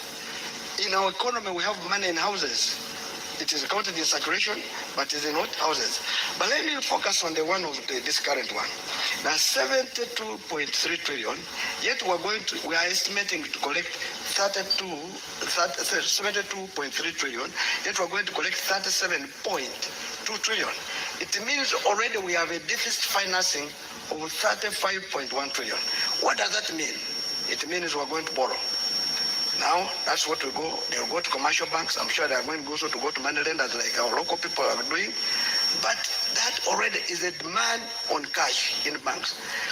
Now, when the banks will be preferable to present money to government than the private sector. So if the private sector does not borrow money for investment so that it can be able to generate jobs, because if I want a bank, I want to borrow money to put up a maize mill, but because of the cost of the money, I will not go there. Eventually, that means that investment will not happen. Now, jobs will not be there because the current government will be the one going to the commercial bank to borrow. That's what we're calling crowding credit, which is meant for the private sector. Two, if people don't have jobs, there will be no power to consume. Because if I've got a job, I'll have money to buy goods and services. And when I buy goods and services, that's when I will also be paying good taxes on consumption taxes. But since I don't have capacity, I will be remaining a beggar. Speaking of taxes, I Naloga Priscilla Regina, I am constantly paying taxes. There's more taxes that are slapped on me ever so often. In short, what I'm trying to say is that the tax base remains the same. How do we expand the tax base? I think if you had listened to me, you would have got how you expand. Because I've said, if you have overcrowded, you have crowded the credit for the private sector, there's no investment. If there's no investment, there's no employment. Anybody who is employed pays taxes by either consuming goods and services, if it's not at the pay as you earn level, but at a certain level, you pay as you earn, which is a direct tax. Now, how do we do this? First, we must release credit so that the private sector is able to access credit at a lower interest rate so that it's able to invest and get a return. Currently, the country Uganda we're living in, everybody now, if I'm not mistaken, every village you go now, there are money lenders who are lending our local people maybe 100,000, but they're charging 50% for only 1 month. Already those are the ones depriving those people to remain in poverty on a daily basis. Now, how do we go about it? We must expand the tax base. We shall expand the tax base if the government reduces its appetite for money which they are wasting. Cut corruption. You see the first, 9.9 trillion. If this money you invested it in productive sector, like agriculture, it will generate more money because that will create jobs. And that's what we're saying, it must be invested in better places. Insecurity will go down quickly because the biggest insecurity is because of lack of jobs. 3, currently, 14 people are the one maintaining 86 people. Now that's very dangerous. A country which is full of beggars, very dangerous. And that's where we're saying we must cut it down and make sure that people can get it. And that's why in agriculture, we're talking about cooperatives. Everybody wants to grow. Okay, thank you so much. You can find more details in the manifesto for the Forum for Democratic Change candidates. We're going to allow you to take a breather as we are getting reactions from the audience. We do have various sector leaders that are in our audience tonight. Amos Wekesa has joined us this evening, and he's been an ambassador of Uganda's tourism, so much so that he ended up setting up shop in a neighboring country simply because of the things that you, candidate Nanda Mafabi, are talking about. Amos Wekesa.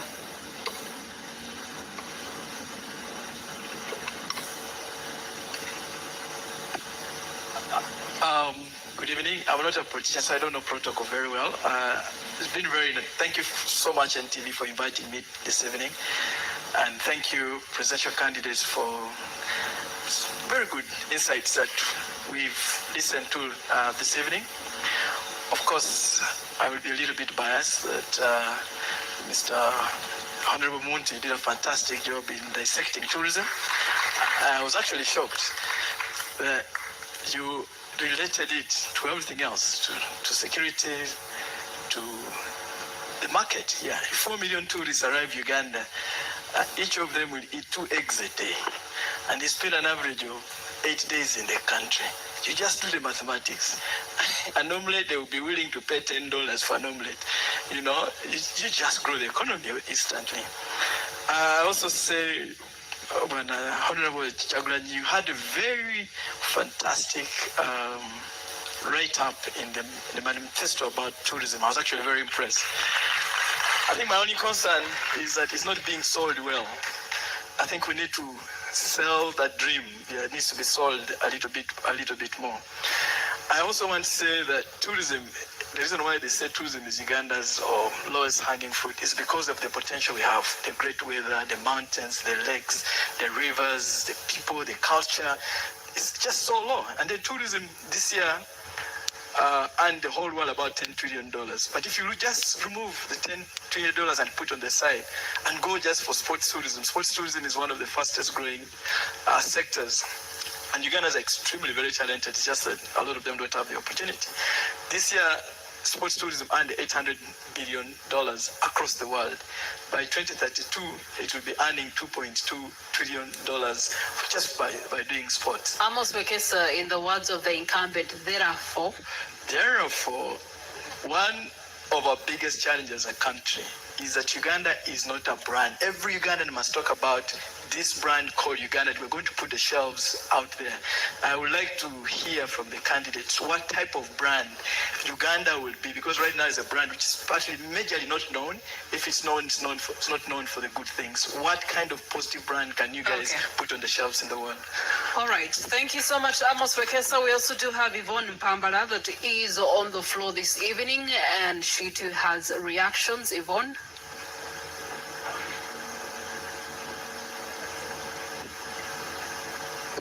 Our online audience, please keep those questions coming. We're going to be turning to them a little bit later on Facebook, on X, as well as TikTok. We're also streaming live on our websites, NTV Uganda, as well as Daily Monitor. Yvonne? Thank you so much for the opportunity.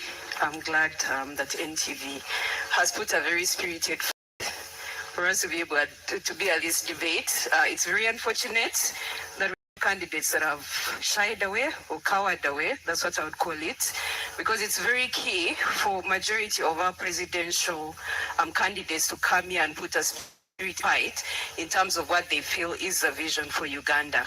So I appreciate the candidates that have made that deliberate choice to be here, and Uganda does not take it for granted. So we see you. Thank you. It's becoming very, I would call it problematic from the kind of generations we come from, that, you know, the voter apathy in Uganda has gone high because Ugandans no longer believe in the systems, not even elections. They don't believe in elections anymore. I feel that is one of the biggest problems, because we're going to sit on these platforms and talk and give the visions Alternatively, majority of you have very good visions for this country, but we don't want to lie that Ugandans might not be listening because they've given up. What is the vision to make Ugandans believe again? Past just the normal words we put out, past the manifestos. Sometimes we are too lazy to read these things. I don't want to lie to you. So we don't see the vision from those booklets. We don't see what do we do to bring the hope back to Ugandans that Uganda can transform and become a better country where all systems work, where we believe in the kind of leaders we're putting in place, where we are sure that we are all included. I'm seeing so many men seated in front of us. What makes you think that the voices of women are included in the discussions you're having? These are tough questions because we feel as good leaders, if you're going to cover for majority of the population, what is your fight? Is this largely about competition just for presidential, or you have an actual voice for saying we want all Ugandans included? All right, thank you so much, Yvonne. I believe the candidates, you've gotten her point. Priva, I do believe you also do have a reaction for us in the house. To our audience on KFM and Dembe FM will also be coming to you. Equally, those of you that are streaming live on YouTube will be with you shortly. Priva. Ms. Kasire, Evelyn Kent, talk to us. What do you have to ask? Thank you so much. My Evelyn Kent Kasiri, candidate to Manempi Kampala, under need flag bearer. My question goes to Nandala Mafavi. In considering the high living costs in Kampala, what plan would you have, it being a city, to help Kampala people have a better life?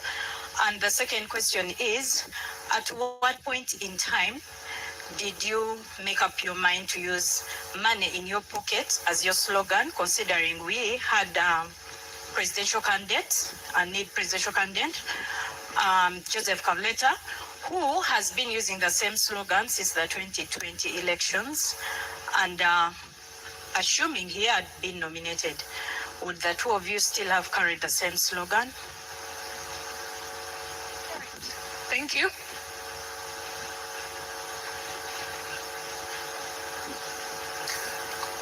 There's another gentleman here. Please make your submission. Thank you. My name is Agaba Mzora, and I'm from ANT Party. I'm also a candidate for Member of Parliament for Kampala Central, representing ANT.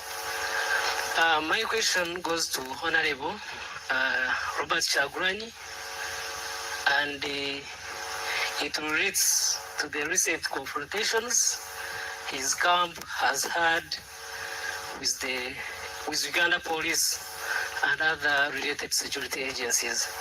It's quite unfortunate because previously, especially people from the security sector have been telling us that Ugandans were telling them that elections are boring because there are no violent confrontations between political camps and the security people. But they were not pointing at which Ugandans were saying that. To me, I took it to be that it was from their mouth. And so, as we have progressed, we have seen that boredom go away. Your question being? But also, the question is, Mr. Kyagulanyi, when you are in Kawempe, there is a video attributed to you telling your supporters that in Uganda, kati muli bayekera, mutambule muddeyo wakanga bayekera, bwe mutuuka mukole ebikorwa ebyekiyekera. All right. Which means in English that you had told your supporters that you are rebels. As you go home, behave Your like rebels. When you reach home, act as rebels. Are those statements truly yours? And if true, what actually did you mean? Because we got different interpretations. All right, thank you so much. Of those statements. You know, politicians speak a lot. So, gentlemen, this is my floor. I will have you continue that debate somewhere else. But your point has been duly received by the candidate that you're referring to. All right, Anwar Katamba, talk to me. oluzungu ennaku zino lwafuna ebigambo bingi njagala y'abooluganda balina ebigambo ebitonotono kubanga obudde butambudde waliwo enakisa erinnya njagala nnyo ebyokumpaanawaana byonna bikole naye the man John Ken Ruchamzi neyanzanyo NTV kino kyemukoze kiringa senini kyeyakola mu America. Nze Kivumbi Ernest Benjamin njagala okubuuza ekibuuzo bakandidenti baffe just buli omu ayogere yes or no. Eggwanga lyaffe teribaddeewo na transition yonna eri peaceful emyaka gyonna. Singa omu ku mmwe akwata obuyinza mugenda kusonyiwa President Museveni ne famire ye ku lw'obulungi bw'eggwanga oba mugenda kumusiba? kale toyanza nnyo toyanzeke kanfuneyo ekiri mu mbeera ey'abannamawulire. All right, let's keep questions short and sweet and straight to the point. Let's hear from you. Amanya nze muwadanku nyingi ndi mubaka wa parliament ow'ekyaddondo. Njagala okubuuza candidate Mugisha Muntu Amabirizi candidate Nandala noni yagambye okwogera mu Luganda candidate Bulira Frank. From the trend eri mu mawulire ne campaign nga zitambula kiraga nti Abannayuganda abangi bajumbidde nnyo campaign rallies eza presidential candidate Kyagulanyi Ssentamu Robert. Submission zammwe namwe muwulikisenga abatagala Mwai Museveni kikyalimbudde okwegatta emabega wa candidate Kyagulanyi Ssentamu Robert. Musobola okwekomitinga kati mukirowoozaako nteekateeka zammwe ki bwe tuba nga twagala okweddiza obuyinza nga Bannayuganda. Ndowooza njagala okuwulira tteeka yammwe ku kwegatta emabega wa candidate Kyagulanyi Ssentamu Robert alabise nga yasinza Anwar Katamba lindako. Anwar Katamba nonyeza omwami John Ken Ruchamzi. Then Privan nonyeza omwami gwe bayita Johnson Mayamba. Those will be the two questions we'll take on the floor. Then we will allow our candidates to respond to each one of them. Thereafter, we'll go to our online audience and also give them a chance to interact with their candidate. Presidential debate runs to 2026 elections. Thank you very much. My name is John Ken Ruchamzi, the man.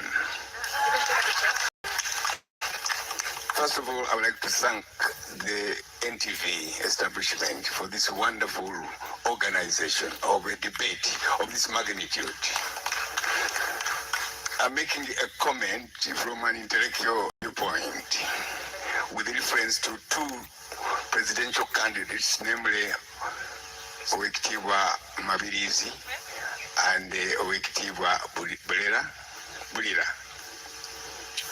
You have made a significant point with reference to your comments on federalism. One of the reasons why Uganda should go in for federal system of government is related to the gross mismanagement of Uganda today. Government is in shambles. If we don't pray very hard, even a military takeover could come in. So when the regions share powers. Honorable ekibuuzo kye kiriwa?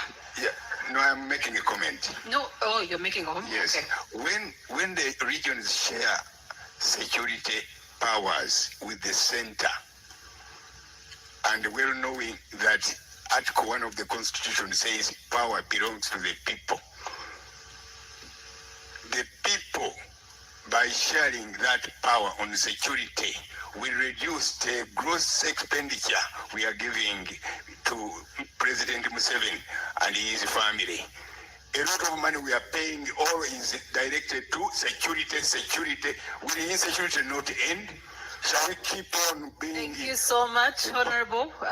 That's a question. That is a comment for all of us. The regions need that power because under the federal system of government, power checks power. Power from the region checks the state house, for example. But the district has no capacity to check state house on corruption. I hope you understand. Thank you, Honorable. Thank you so much. From Johnson. Thank you so much. My name is Johnson Mayamba. I am a journalist. It's said democracy dies in darkness. We have covered this presidential campaign. We are covering the trail. We are covering the debate. And on a daily, a journalist is hurt. In all your manifestos, we've not had ourselves in them. What are your plans for the fourth estate? Thank you. All right. Many questions, 5 of you. I will start with Gregory Mugisha Muntu. Responses to the House. To all the questions? Yes, please, to the ones that were directed to you and you feel you owe them an answer. Okay. Thank you. I think one which was specific was from Honorable Nkunyenji Muwada, because he was asking whether we are ready to go behind Honorable Robert Chaguranyi. Well, we are always open to discussions as Alliance for National Transformation, but we've also had experiences in the politics of this country. It depends on the basis on which one would make the conclusion that the country has made a decision, because I've been in a party called Forum for Democratic Change, and I know that in 2011, 2016, we generated crowds that I have not yet seen yet in this country. Unfortunately, we didn't take power. So I always know, and I've always spoken out, it's not something that I hide, that winning is one thing, taking power is another. You have to have 2 different strategies for both. So if we are to sit and agree on the strategies for both, rearrangements could be made. I have no problem with that. Thank you.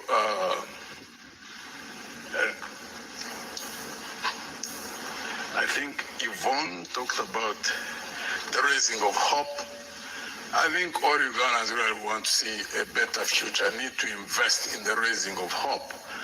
And there are many Ugandans, men and women, who have got spheres of influence through which they can raise that hope in the people who are around them.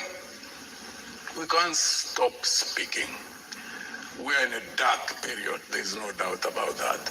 But in every dark cloud, as you say, there's always a silver lining. So every Ugandan who recognizes that anything that loses hope starts dying must participate in that. You can't just leave it on the candidates. We must keep on resustaining the hope within our people, because if there is absolute loss of hope, like I noticed when you go up country, then the future will really be very, very bleak. Do everything humanly possible to talk to people, to tell them that things always change. There is always a turning point. Even us, we will get that turning point, but we all must focus the future that is better than what we're experiencing and work, invest into it. There's no way a better future is going to fall like rain, which unfortunately seems to be what most people hope or expect that is going to happen, that you leave it to just 8 people roving all over the country. No, 7, not 8. 7 is already, a different category. Is the one who want to throw out of power. So the 7 of us, you can't say we are the one. We can't be the only ones who raise hope. There are many more Ugandans who can discuss these issues on the dining table, in the taxis, in the borders, wherever they are, because hope is what sustains us as a people. The moment you lose hope, you start dying. Samos, thank you for recognizing our understanding of what the potential for tourism is. because I can't even understand why anybody who seriously looks at growing an economy cannot look at tourism as one of the focal areas for investment. Uganda have not even tapped beyond 30% of the potential that we do have. If we had time, we would go into details in regard to that. And well, the colleague from Wenty, it's unfortunate that you asked that question. You know how this regime manipulates information, manipulates people? So we stand with Honorable Kyagulanyi in all the things he's doing. It's unfortunate that the security services are really focused on breaking the crowds which they do have, which they used to do to our candidate in FDC when we were there. They have a way of trying to do things in such a way that they cause clashes within the opposition forces. We will not allow that. Even when we are separate, even when we are running different campaigns, we will stand together against the tyranny of the regime.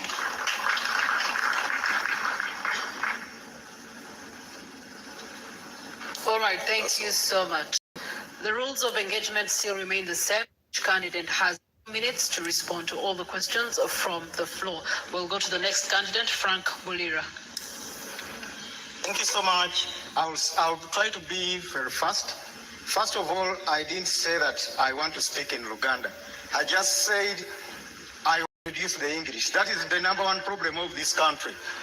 We want to liberate this country. Not speaking a lot of English. It won't help us. First and foremost, Madam Yvonne, thank you so much. Voter apathy is majorly because of loss of hope. It is with the opposition, apparently, that has to give hope to the majority of Ugandans on the opposition. As we speak, the opposition is only looking at how many members of parliament shall we get in order to get more iPod money, not removing Mr. Museveni. That is why, as the RPP, we have not even positioned any single candidate for MP, because people are just looking at getting 50 million because they lost hope. They think and believe that Mr. Museveni cannot go. So they say, let me get a call of 300 million. With Mr. Museveni, God will decide. That is the problem. We, the opposition, we are now the problem of the country. People are looking for iPod money. First, we are not looking for iPod money. Dr. Chinji left a great foundation for our party. That is the reason as to why we are looking at removing Mr. Museveni and bringing back sanity in the Pearl of Africa. So, the opposition is majorly contributing on loss of hope and voter apathy. People have lost hope. But I know when I become president of the Republic of Uganda, all MPs from the different parties will join me. They will cross.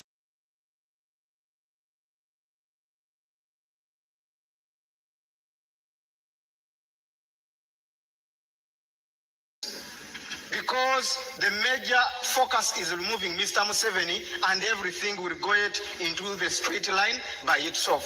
Secondly, Honorable Mwadanku Nyingi, thank you so much. I respect you, comrade. You talked of coalition or getting behind Honorable Kyagulanyi. I appreciate Honorable Robert Kyagulanyi's role in bringing this struggle where it is. أهلا بك في دارنا حيث حلمك هو حلم. 1996 had the biggest crowd, which we have not seen. Haji Nasser Jage Sebagala had a crowd, a 1 million march. He didn't even smell at presidency. Retired Colonel Dr. Kiza Besigye, go and look at the footage of the rallies Dr. Semogere had. I mean Dr. Kiza Besigye had. Dr. Besigye has not delivered us to Canaan. It's unfortunate. The crowds are important, but it has to be a guided crowd with a focus, as General Muntu said. That is the reason as to why Dr. Agre Chiyingi was not staying in Uganda and was feared more than the people who are sleeping here in Wakiso, because Mr. Museveni knows he will contain them at the end of the day. They are not even focusing at presidency. We are looking at removing Mr. Museveni. In fact, I would be the person Honorable Kyagulanyi would rather behind. I don't want Ugandans to be disappointed again, and at the end, they tell you, I'm the solution to this country. Don't expect me to tell you, We have all the plans from A to Z. I inherited Dr. Aggrey Kingi politically.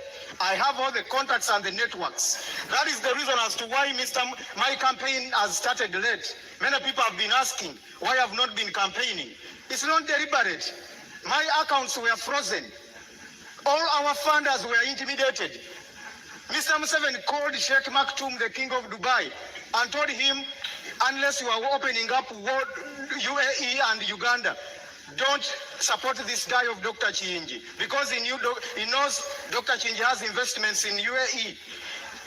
President Hakainde Hichilema of Zambia was intimidated. My container of T-shirts from China was confiscated. Candidate Frank Bulira, the good news they should all come behind seated. me. I'm the only person to redeem this country. Thank you very much. And the good news is that you're seated next to the man himself, Robert Chagulanyi Sentamu. What saith you to the responses that have been presented on the floor this evening? My response would be Inaimulira.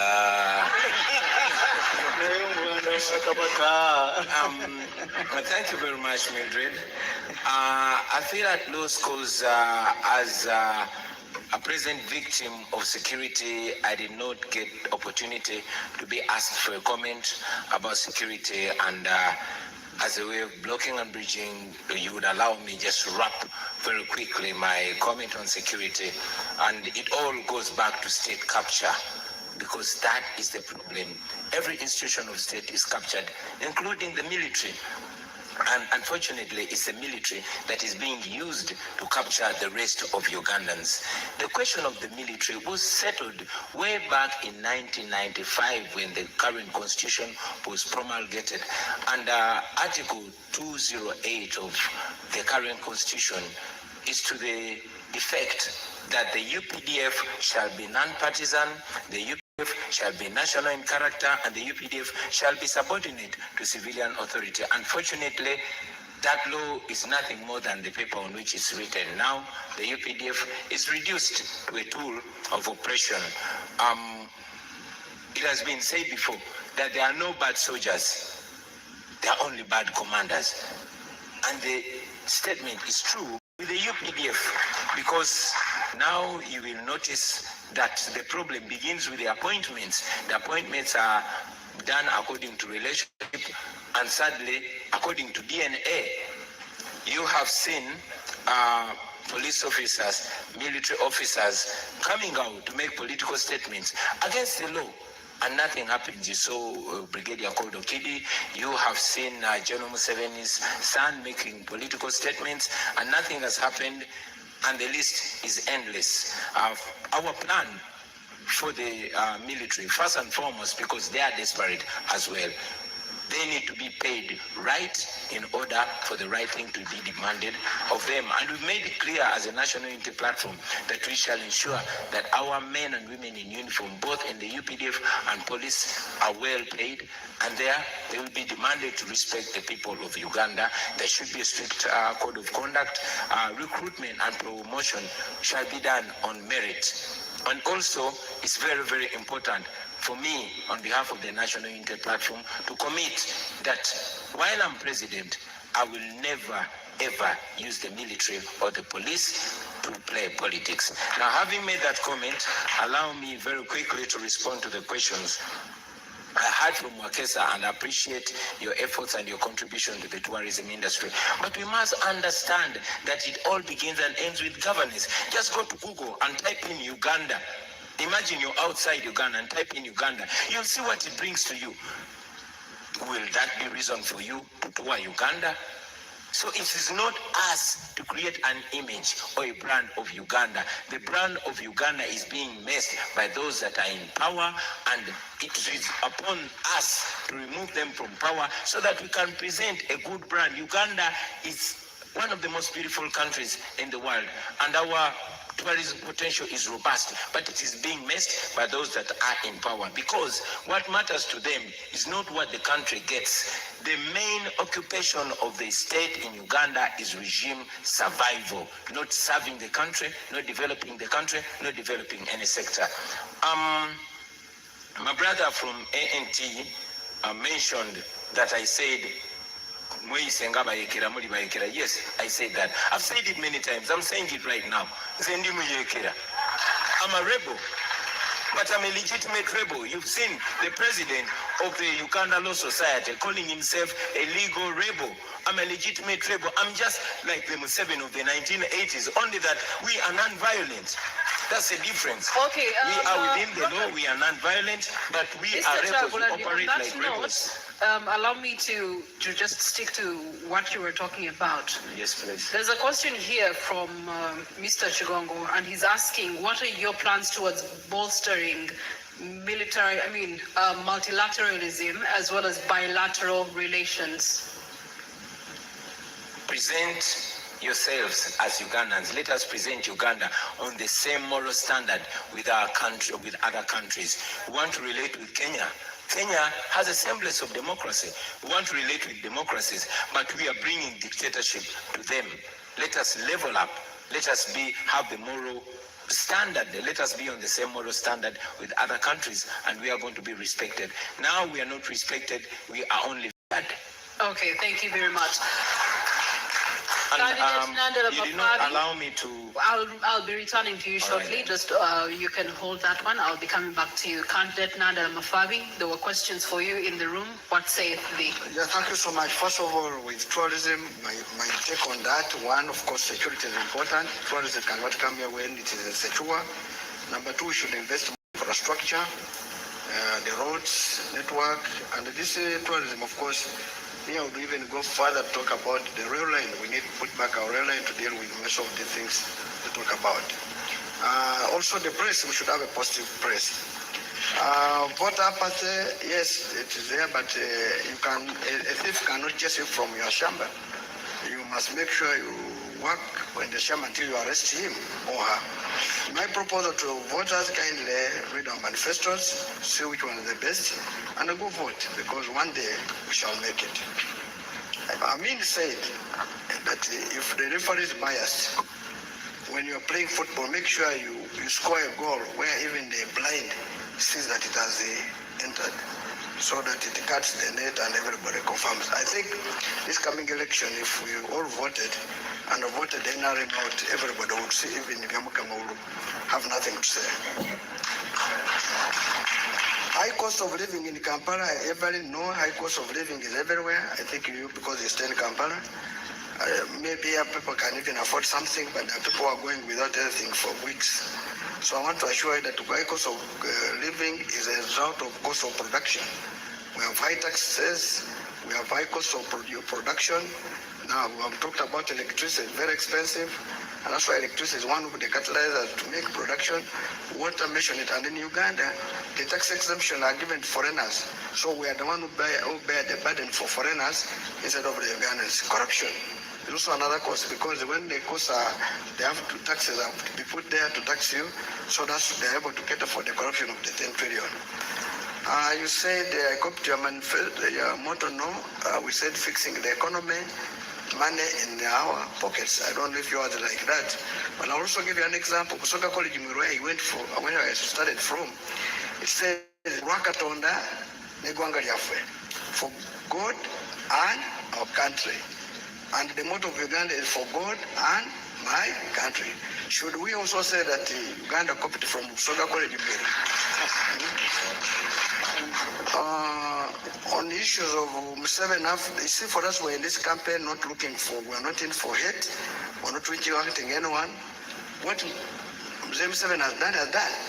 His 40 years are over. We need to move on. What has failed to do is what we're saying, it is us to fix it. So we are bringing unity, we need to reconcile this country, we need truth telling, and this country must move forward. Museveni is just one individual, the country is long bigger than Museveni. So for me, I believe we need to have our country united, and should we forgive him, it will be truth-telling. Nkunyingi, you said we should join hands. Everybody knows how to mobilize. For you, you may be mobilizing using music, when we don't have music. You may be mobilizing by carrying like Museveni, we don't carry. For us to go to villages. So there's no measuring tool that you are the best. I think we have to wait until the D-Day. That will be the determining factor. All right, thank you so much. Just a small one. The press, we are sorry the press being hurt. We feel bad about it. And of course, even this is where I want to make a comment that I think the state should come out clearly. We need EC to come clear about this because they should be fair. We don't want any candidate to be, his or her supporters be hurt. We need each electoral commission should take charge of the election. But I also had the electoral commission chairman saying after voting, everybody should leave the polling station. I thought this gentleman was a judge. When I look at the rules, the Presidential and Parliamentary Elections Act, it's clear says that voting, a person should stay 20 meters from the polling station. Is that the same way by saying people should go home? That shows there's lack of people of understanding in this country, and these are the people who are going to be the referees. We want to pray to God that they learn the law and understand it. Why would you want to do at the polling station by chasing people? You must be wanting to steal. Let him come out clear to tell us. All right, thank you so much. Mr. Joseph Mabirizi. Number one, I want to arrest the fears of voters where they have up elections. We have got solutions. Have been working on this for 12 years. We know very well that there is vote rigging and so forth. So number one thing that we've done is educating Ugandans about the army we have and their rights, the constitutional rights. When you add the policemen and the soldiers, we have 106,000 soldiermen or gunmen. And the recent census which was carried out, we are over 45 million. And they did not come to my home. So we have already mobilized people who are more than 3 million. If Justice Byabakama decides to announce any other person, giving our win to another person, then the 3 million people, us who are not cowards, we shall raise and fight against that. Secondly, we have offered a safe landing for the predecessor to be, and we have already written to him. That's also very important. Then Ugandans getting to know that this is the number of army we have. If anybody violates the constitution, we have to raise. That is very important. And whenever we have gone in this nation, we have carried out baton campaign along with mock elections whenever we go. And that has helped Ugandans to know that the current regime has no support, because whenever we go, we get the ballots, people vote, and there is no place where this regime has got more than 4 votes. So that one is already now known. There was a question about the journalists. You are covered. Once there is good governance, you don't face all what you are facing today. Then when it comes to the question about joining Kyagulanyi, I sat with Mr. Kyagulanyi Slice in his house. Then from there, I wrote to him twice. I'm born again. We sat in your house. You don't recall me coming to your house in Magere? You have forgotten? So I did. I'm born again. And I have written to these presidential candidates about joining hands. They endorsed, they received the letters.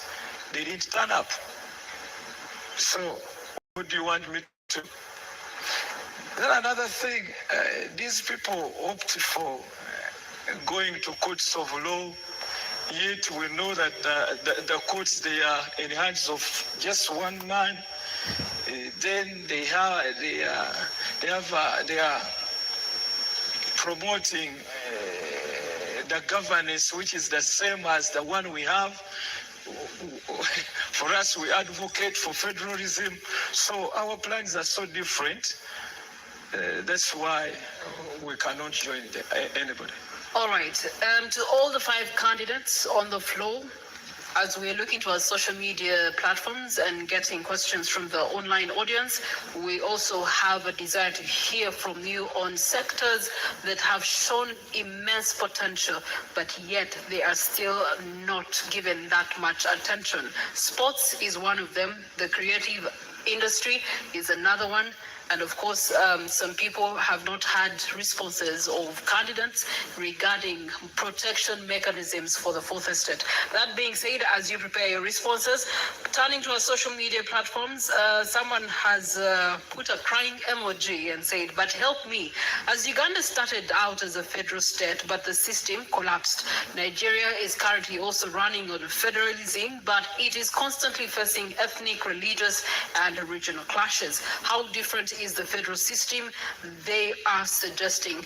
And of course, that is to candidate Burira. Then we also do have on X Okello George, who says, given Uganda's history of contested elections and past allegations of electoral violence and media suppression, what concrete viable steps will you take as a candidate to guarantee a free, fair, transparent and peaceful election, including protection of opposition, free speech and unbiased media coverage? This is in the case that you are the president at that opportune time.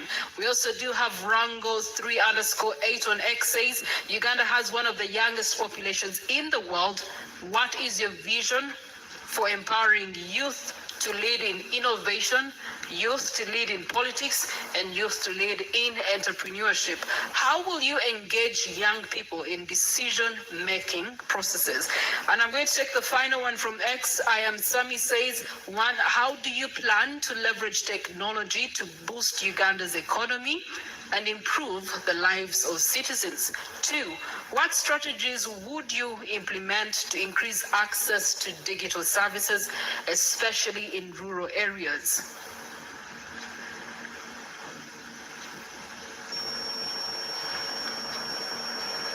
Giving you a minute to digest those. Thank you so much to our online audience. The hashtag to follow is NTV Presidential Debate 2025, sorry. And as we do so, we are also streaming live on Facebook, on X, YouTube, as well as our website, that is NTV Uganda and Daily Monitor. Our audience on KFM and Dembe FM, thank you so much for being with us. I believe our candidates are now ready. I'll start with candidate Bugisha.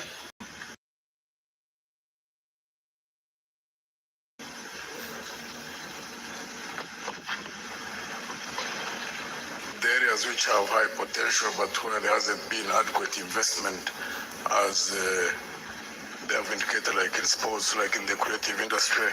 The unfortunate thing is that that process really starts from primary education.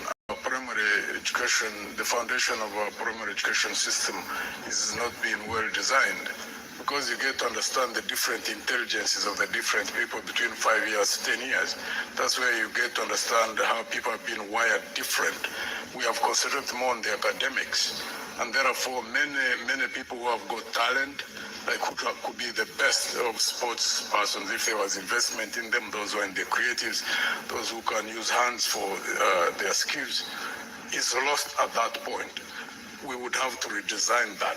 So at the moment you detect that someone is talented in sports or in the creatives or in skills in using their hands, then as they go through the academics, but you specifically invest in those and put their specific institutions at a higher level, that would make them international grade in whatever they are doing.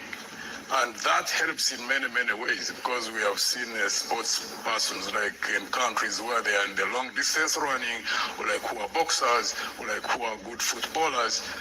become almost adverts for their countries, or those who are in music, and also in terms of creating jobs once they expand the industries in wherever they are.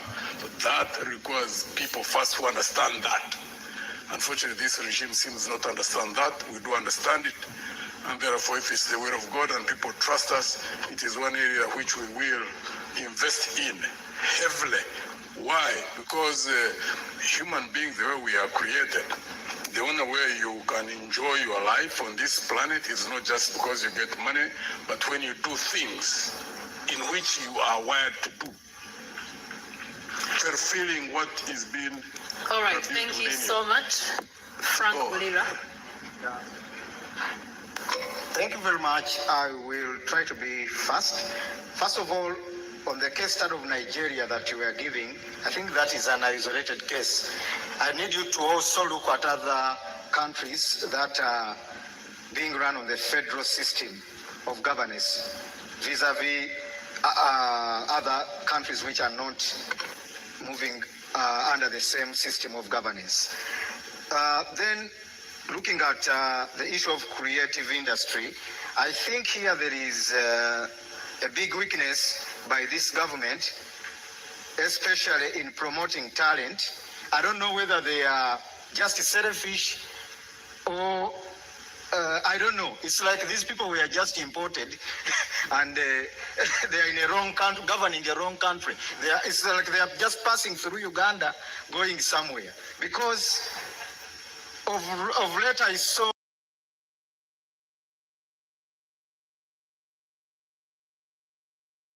air tickets. She cranes, they are representing Uganda. Can you imagine? Going to businessmen, Ham and others, looking for money, upkeep. And you see people kneeling down before Mr. Museveni in the State House, getting sacks and sacks of money for self-enrichment. And you think you are promoting talent in a country. I've seen money being embezzled in the National Council of Sports. But when you go to the Gogo Cricket Oval, it is really in a sorry state. I was still, it's okay. Thank you for that. Mr. Jagulanyi, your next 2 minutes. Thank you very much. I always reiterate that the problem is about governance. And if we fix the government question, everything will flow. But before we fix the government question, every resource in Uganda is going to be reduced to regime survival, from public to private. Now, I'll tell you that I come from the creative industry and I know how robust that industry is. But as we speak right now, I'm an artist, but without quoting any law, I was banned from performing my profession. Just a few days ago, a renowned artist called King Saha was blocked from performing, from having a concert, not knowing that when you block an artist like that, you're denying thousands employment. So the regime that we have here does not care about anything. All it cares about is regime survival. We must remember that the few times Uganda shined internationally, it has been either because of sports or because of creatives. When we get the gold medals, or when our artists shine internationally. Unfortunately, even the creative industry has been captured today. Do you notice that we have a member of parliament who is an artist called Dr. Hildeman? He presented a copyright amendment bill. It was sat on by the regime because it empowers the creatives to be rich, to be productive, and to be able to employ other people. Very quickly, in our manifesto, we present the 4S because we want to build the creative industry right from school, right from childhood. We have a generation now that has not gone to school. It is unemployed and unemployable. We are grappling with it. But we have a new Uganda, a young Uganda that's coming, and we have to plan for it. And we're beginning this from school. We have 4S, that is the academics, the arts, the athletics, and agriculture. Now, leave alone the academics. Let's talk about the second A, that is the arts. In the arts, if we start focusing and investing and prioritizing the arts, you'll get thousands, if not millions of Bobby Wines. I am an artist. I came from that line. I was able to guide myself. And it is that benchmark, it is that example that we want to bring and use in the schools, the same way with sports and all other areas. All right, Nandala Mafavi Nathan. Thank you so much. I forgot something about Evelyn. How do you reduce cost of living? You reduce cost of production, you reduce taxes, you expand the tax base, and you remove tax exemption to foreigners. You will find that the cost of production goes down and the cost of living will be lower. Sports facilities, we have it in our manifesto. For us, we believe the Achibos here, the Dockers here is cool, it is cool. If they had more facility, if they had better facilities, there are more people here. That's why we're saying we need to put stadiums in every sub-region. And we are saying that at every sub-county, there must be a real same facility to deal with sports. I'm not good at it, but we need to promote people's talents. If they are artists, they should be able to be promoted. I agree this should be taught from primary, going upward, like sports also, they should start from primary. Youth, we have a plan of youth. For us, we are talking about the enterprises. If you read our manifesto, it's very clear how we plan. We're saying every graduate, when he's living at the gate, will be handed 1 million shillings to start life. When he doesn't have any job within 6 months, there will be enterprises to be set up, which the youth will manage, and they will be able to create jobs for others. They are very clear, and we're looking more in agriculture, in ICT, because now this is the current one. Because if we talk about technology, digital platforms are really most important. But unfortunately, the internet is too expensive. It might be the most expensive in one, but in most countries, the internet now is so, even on the streets, the internet is free, where they should access. Currently, for example, most multinationals are using the youth, giving them jobs. Let me give an example. Like you get a multinational who say, auditing, preparing my accounts. You get a youth in India are the one preparing, and they are using digitals, and they're being paid, they're being employed. And for me, ICT is one of the most important things to also create jobs. On violence during elections. All right, you can keep the rest for closing remarks. Each candidate will be given 5 minutes to close this debate and to say one last word to the voter, the constituency, 45.9 million Ugandans. Let's have a response from Mr. Joseph Mabirizi. Youth empowerment. Let me talk about youth empowerment. It starts with education. We need to overhaul the education system to come up with the education which fits our needs. Today, the education we have, it doesn't benefit. There's a microphone that is on. Let's switch it off. Thank you. Yes. It doesn't benefit those ones who pay school fees, the parents, neither the children. So we have a committee. It's already working upon that. We want to have a new system of education which can benefit Ugandans. Secondly, we are planning to give free internet services right away from May next year, so that will no longer be a problem to Ugandans. Then we want to use both the transferred technology and also the local one. It will help us. Follow your order live with the Amazon app. To get started, just download the app. Hence, job creation. We shall have so many opportunities of employment for unemployed. Then injecting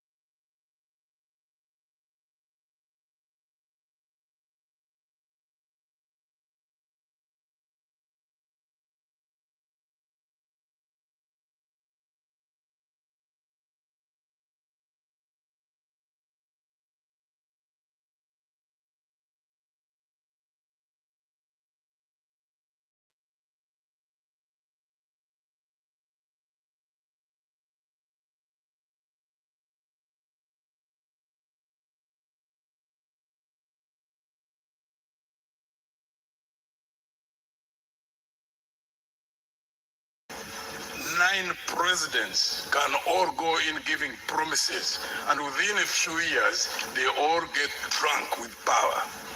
What I promise the Ugandan people is one, integrity, resoluteness in standing by what I've believed in since I was 23 years old.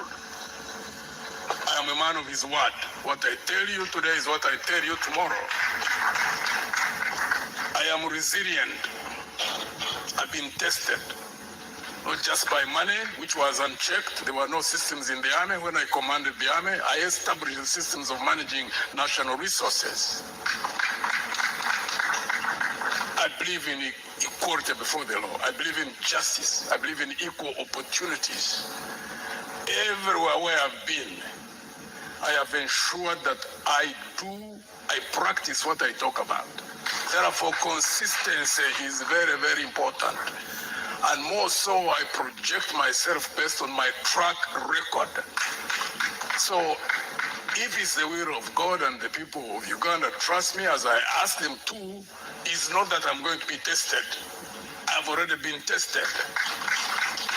Money, power, and high office is been the Waterloo for many, many leaders.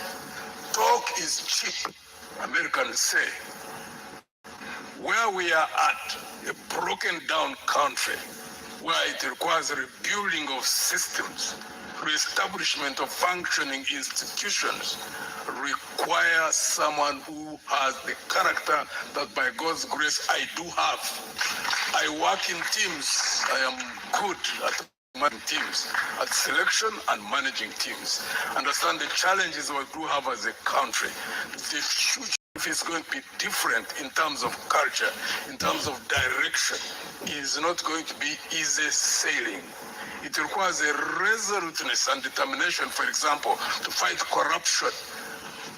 Is not an easy job because there are going to be counter forces that are going to fight, domestic as foreign. It requires management of national security services, the army, police, and internal security services, which requires sophisticated management. In the manner where we are now, we are in a very, very precarious situation. Let me give just one example. The nature, the frightening situation that we are in. There is a constitution. Everybody knows that if the president was going to a coma, the vice president would take over. I have asked in 8 districts where I have been that experience. I tell them, who of you believe that if General Museveni was sliding into a coma, that Honorable this president, you need the name? Jessica Lupo? Jessica Lupo. She's a colleague, she was in the army. So, Honorable Jessica Alupo, that would take over. And people look at me as if I've just fallen from space. I have not seen anywhere where they raise their arm. And I've been asking publicly, because I'm not able to access those who are in security services, but for them to take a cue, to look that as a red flag. If something is in the Constitution, and every Ugandan knows that we are going towards a transition, one way or the other, and you have a situation where people don't even believe in what is in that Constitution, to those who are in security services, those who are in government, need to know that there is a problem in this country, and it needs to be handled. Because we are 47 million people. General Museveni is one individual. The security of the country cannot be tagged on one human being. I keep asking people, because there are those who say if General Museveni goes, that the country can easily go down. Ask them, if God recalled him tonight, will he go with the country? Of course they say no, he won't go with the country. Therefore, we need to deal with the country. What needs to be done? And that requires experience, ladies and gentlemen. That's why I ask for trust from the Ugandan people. And I always keep telling them, whatever we will sow is what we will reap. Thank you. Thank you very much, Candidate Muntu. Over to you, Candidate Bulira. Thank you very much. Dear Ugandan, as we close up this debate, it is a memorable debate. that it may be the last time you're seeing me here as an ordinary Ugandan. In the new Federal Democratic Republic of Uganda, starting next year, 15th, just be rest assured all will be in peace. I'm just going to highlight on what we plan as the RPP. I'm staying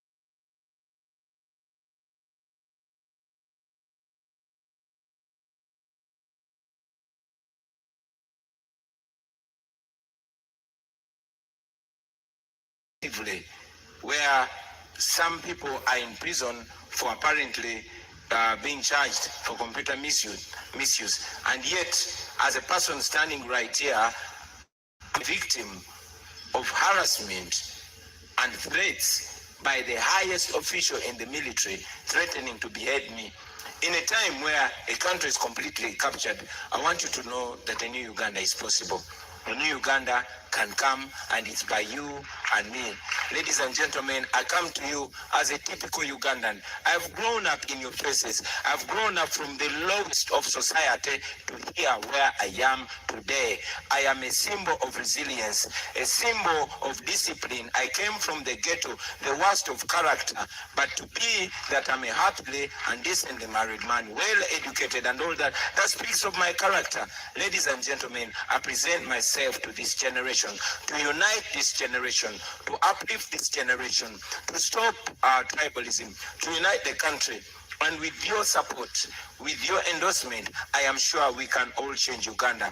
I've said it before and I say it again. I don't present myself as the most capable or the most educated or the oldest or the most experienced, but the most committed to lead this generation out of slavery. When you vote for me, when you vote for the National Unity Platform, you'll be voting to end 40 years of dictatorship. You will be voting for servant leadership. I present myself not as a boss, but as a servant. And most importantly, we as a nation will be able to march forward together. Therefore, ladies and gentlemen, please remember that we have an opportunity to redefine our history, an opportunity to start over again. This opportunity is coming on the 15th of January to end the hate, to end the historical injustices, to end tribalism, and to rebuild our country. I am sure Ugandans, especially the young ones, love each other. They want to live together, but they are stuck in the past. It is our opportunity to unchain and unhinge and move forward. Therefore, I call upon all of you to vote for me. Yes, I have the highest respect for all these contenders right here, but I'm the best choice. The people of Uganda have shown it to you. It is only a pretender that will not agree that the person elected to be president of Uganda in 2021 was Kyagulanyi Ssentamu Robert. The people of Uganda have consistently shown it to you, from the north to the south, from the east to the west. None of the candidates can win me in an election, even in their own backyard. Therefore, I might fail to convince them to join the winning team. But you, the people of Uganda, have always taken a lead. You have led us. Please lead us. Let us liberate our country, and forever we shall end this slavery. I thank you for God and my country. All right. Let's have order in the room. We do have other candidates that are worthy of their time. And now turning to candidate Nandela Mafabi Nathan for your closing remarks. Thank you so much. I come in this election, as I stated from the beginning, to fix the economy, and we have money in our pockets. I had